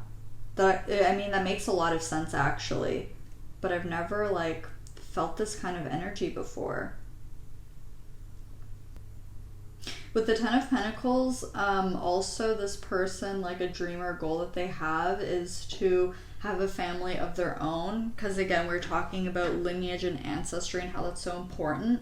And we also have the 10 of Pentacles here. So this person definitely does want to have a family of their own. They want to have children. They want to be able to continue their lineage, pass on all of this wisdom that they have. And it's like bringing up the next generation of spiritual leaders who can help raise the vibration of the earth. Wow. Wow, okay.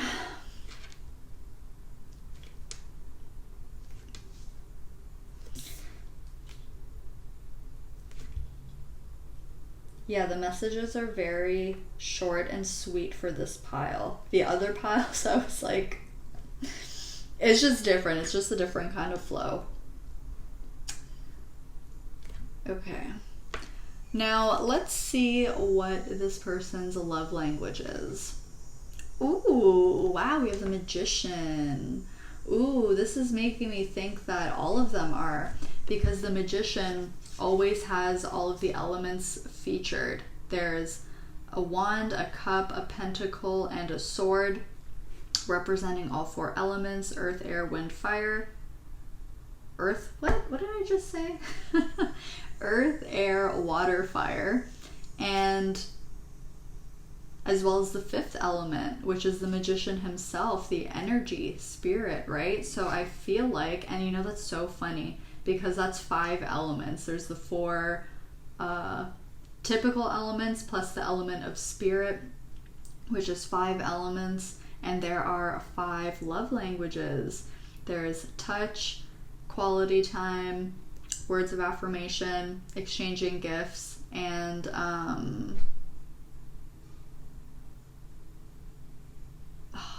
what is the other one? Quality time, exchanging gifts, words of affirmation, physical touch. Oh my god. Okay, hold on. I need to look it up again. Acts of service. Lordy. Okay, acts of service. This, yeah, so with the Magician being here, this person doesn't have one love language in specific, which actually kind of makes a lot of sense because this person is so connected to spirit. Did you see that? I literally I said this spirit instead of saying this person. This is crazy, you guys. This person doesn't have any like blocks or expectations in how they like to give or receive love. It's like they're open to it in any form that it takes, which is actually so beautiful.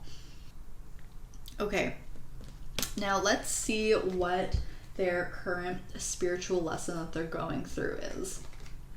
We have trust. Accept that my inner voice will always guide me correctly.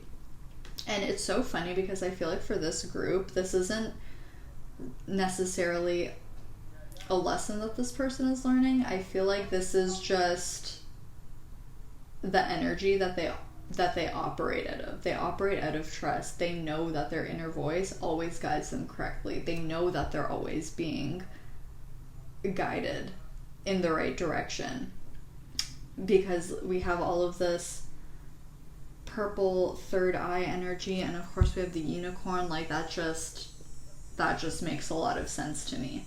I feel like this is an affirmation that this person actually like lives by. I accept that my inner voice will always guide me correctly. Period.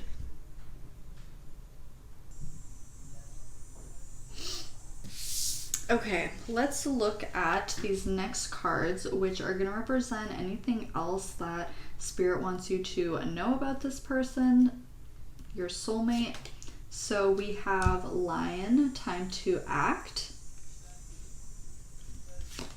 We have Shield, you need to defend yourself. We have Marriage, ooh, right on top of the Ten of Pentacles.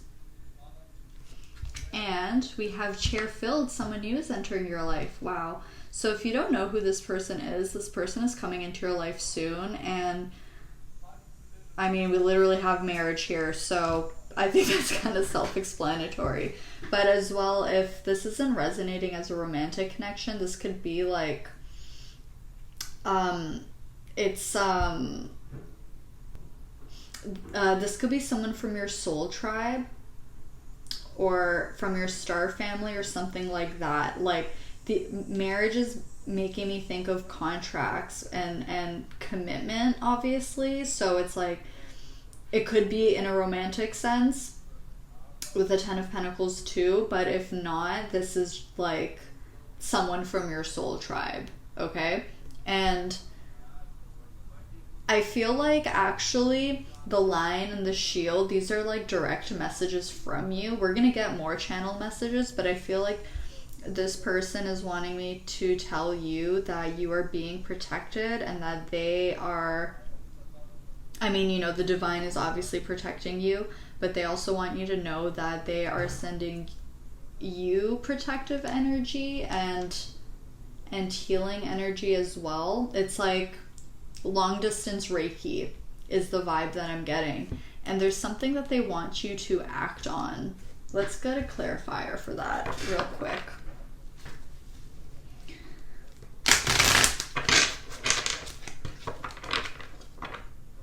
This is seriously like one of the most interesting readings I've ever done.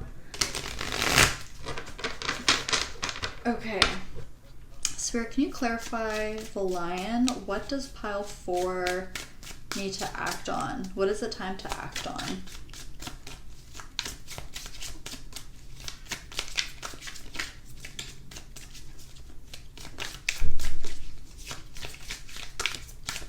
Okay. So we have the Knight of Wands. We have the 7 of Swords and the 7 of Cups. At the back of the deck, we have, wow, we have Death. So there's some kind of ending. Okay, I'm getting like a split message. For some of you, there's something that needs to end. And they're saying that you're going to be receiving clarity on specifically what this is. It's like coming out of the shadows, or like no longer being hidden, allowing yourself to be seen. And like literally this Knight of Wands is exactly what this message says. Time to act, like passionate movement forward momentum, driving forward. No longer like sneaking around something or trying to maybe avoid something. And for others of you, this is about, maybe this ending has already happened, so this is about initiating something new with the Death card. Because death isn't just about endings, it's about transitions. Oh shit, I forgot we had this Success and Transformation card. Yeah, literally. Okay, so death isn't just about endings, it's about transitions and beginnings as well. So this could also be about that it's time to act on that one thing that you've been dreaming of, that one thing that really lights you up and makes you feel really passionate. Or this could, I'm also seeing this as the need for you to do shadow work with Death and the 7 of Swords. As well as the 7 of Cups, like gaining clarity on anything that has disillusioned you is the message here. Wow, we have the Sun underneath. Yeah, you're going to be gaining clarity. Whatever this is about ending, a beginning, or transmutation, you will be receiving clarity on what that is. Wow, we have Strength too.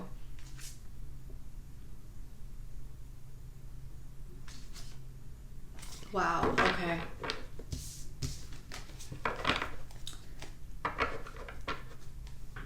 So let us now grab our, oh no. Okay, I need to fix this.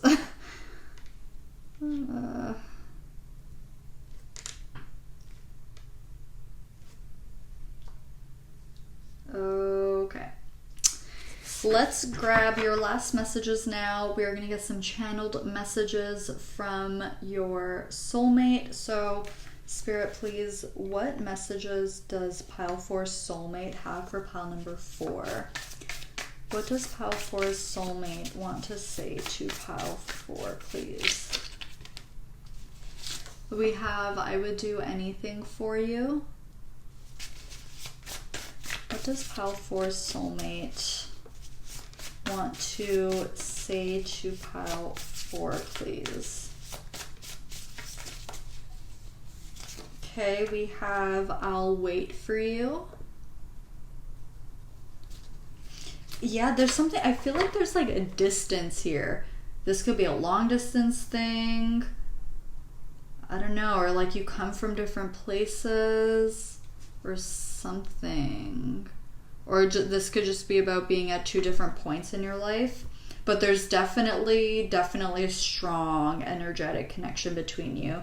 That if you know who this person is, or they're already in your life, it's like you don't have to physically be around this person to feel this person's presence in your life. Like, this person is literally always with you, even if they're not physically there with you, okay? So we have, do you miss me? This almost, it's because when I wrote this, it was kind of more of like a, you know, that like sad contemplative energy, like, do you even miss me? But when it came through for you, it feels really cheeky. Like, this feels like a past life connection that you've had with this person.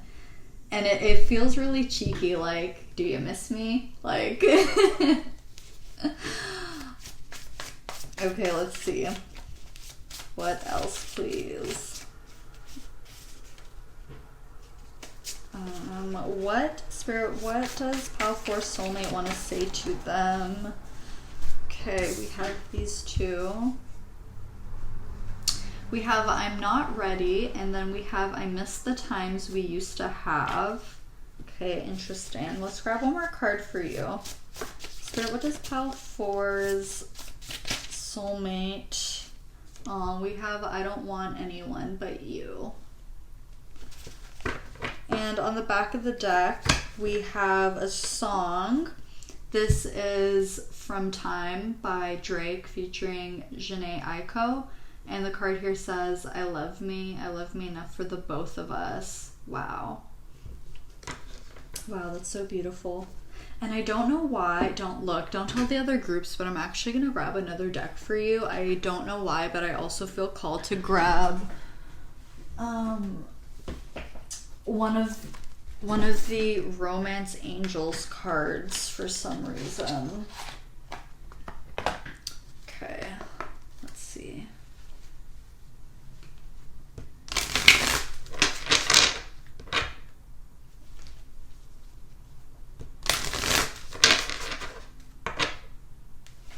Okay, Spirit, what is the message here? Why am I being called to use this deck? What message wants to come through in regards to Pile 4's Soulmate, please? What message wants to come through in regards to Pile 4's Soulmate? Wow. So we have, this could be the one. You've already met the romantic partner you seek. Wow.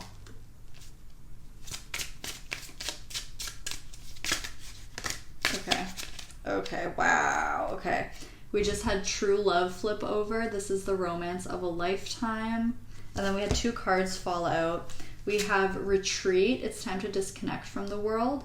Yeah, I don't know why retreat. Oh, did I say that before? Oh no, that was oh shit, that was another group. My bad. But Retreat, it's time to disconnect from the world. Yeah, you know what? Wasn't I talking earlier about like living off grid or being really connected to the land? It's like, I'm getting that a lot. And then we also have Playfulness. To recapture romance, allow your inner youthful spirit of fun to shine. Okay. On the I fucking can't. On the back of the deck we have Trust.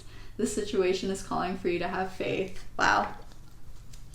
Okay, Pile 4, this is everything that I'm seeing for you. I'm sorry if the messages were coming out really choppy or if it was hard for me to get to the point, but this energy is something that I've literally never experienced before. I found this reading super interesting. Please let me know how this resonated in the comments and what you thought of it. I would love to hear what you have to say about it.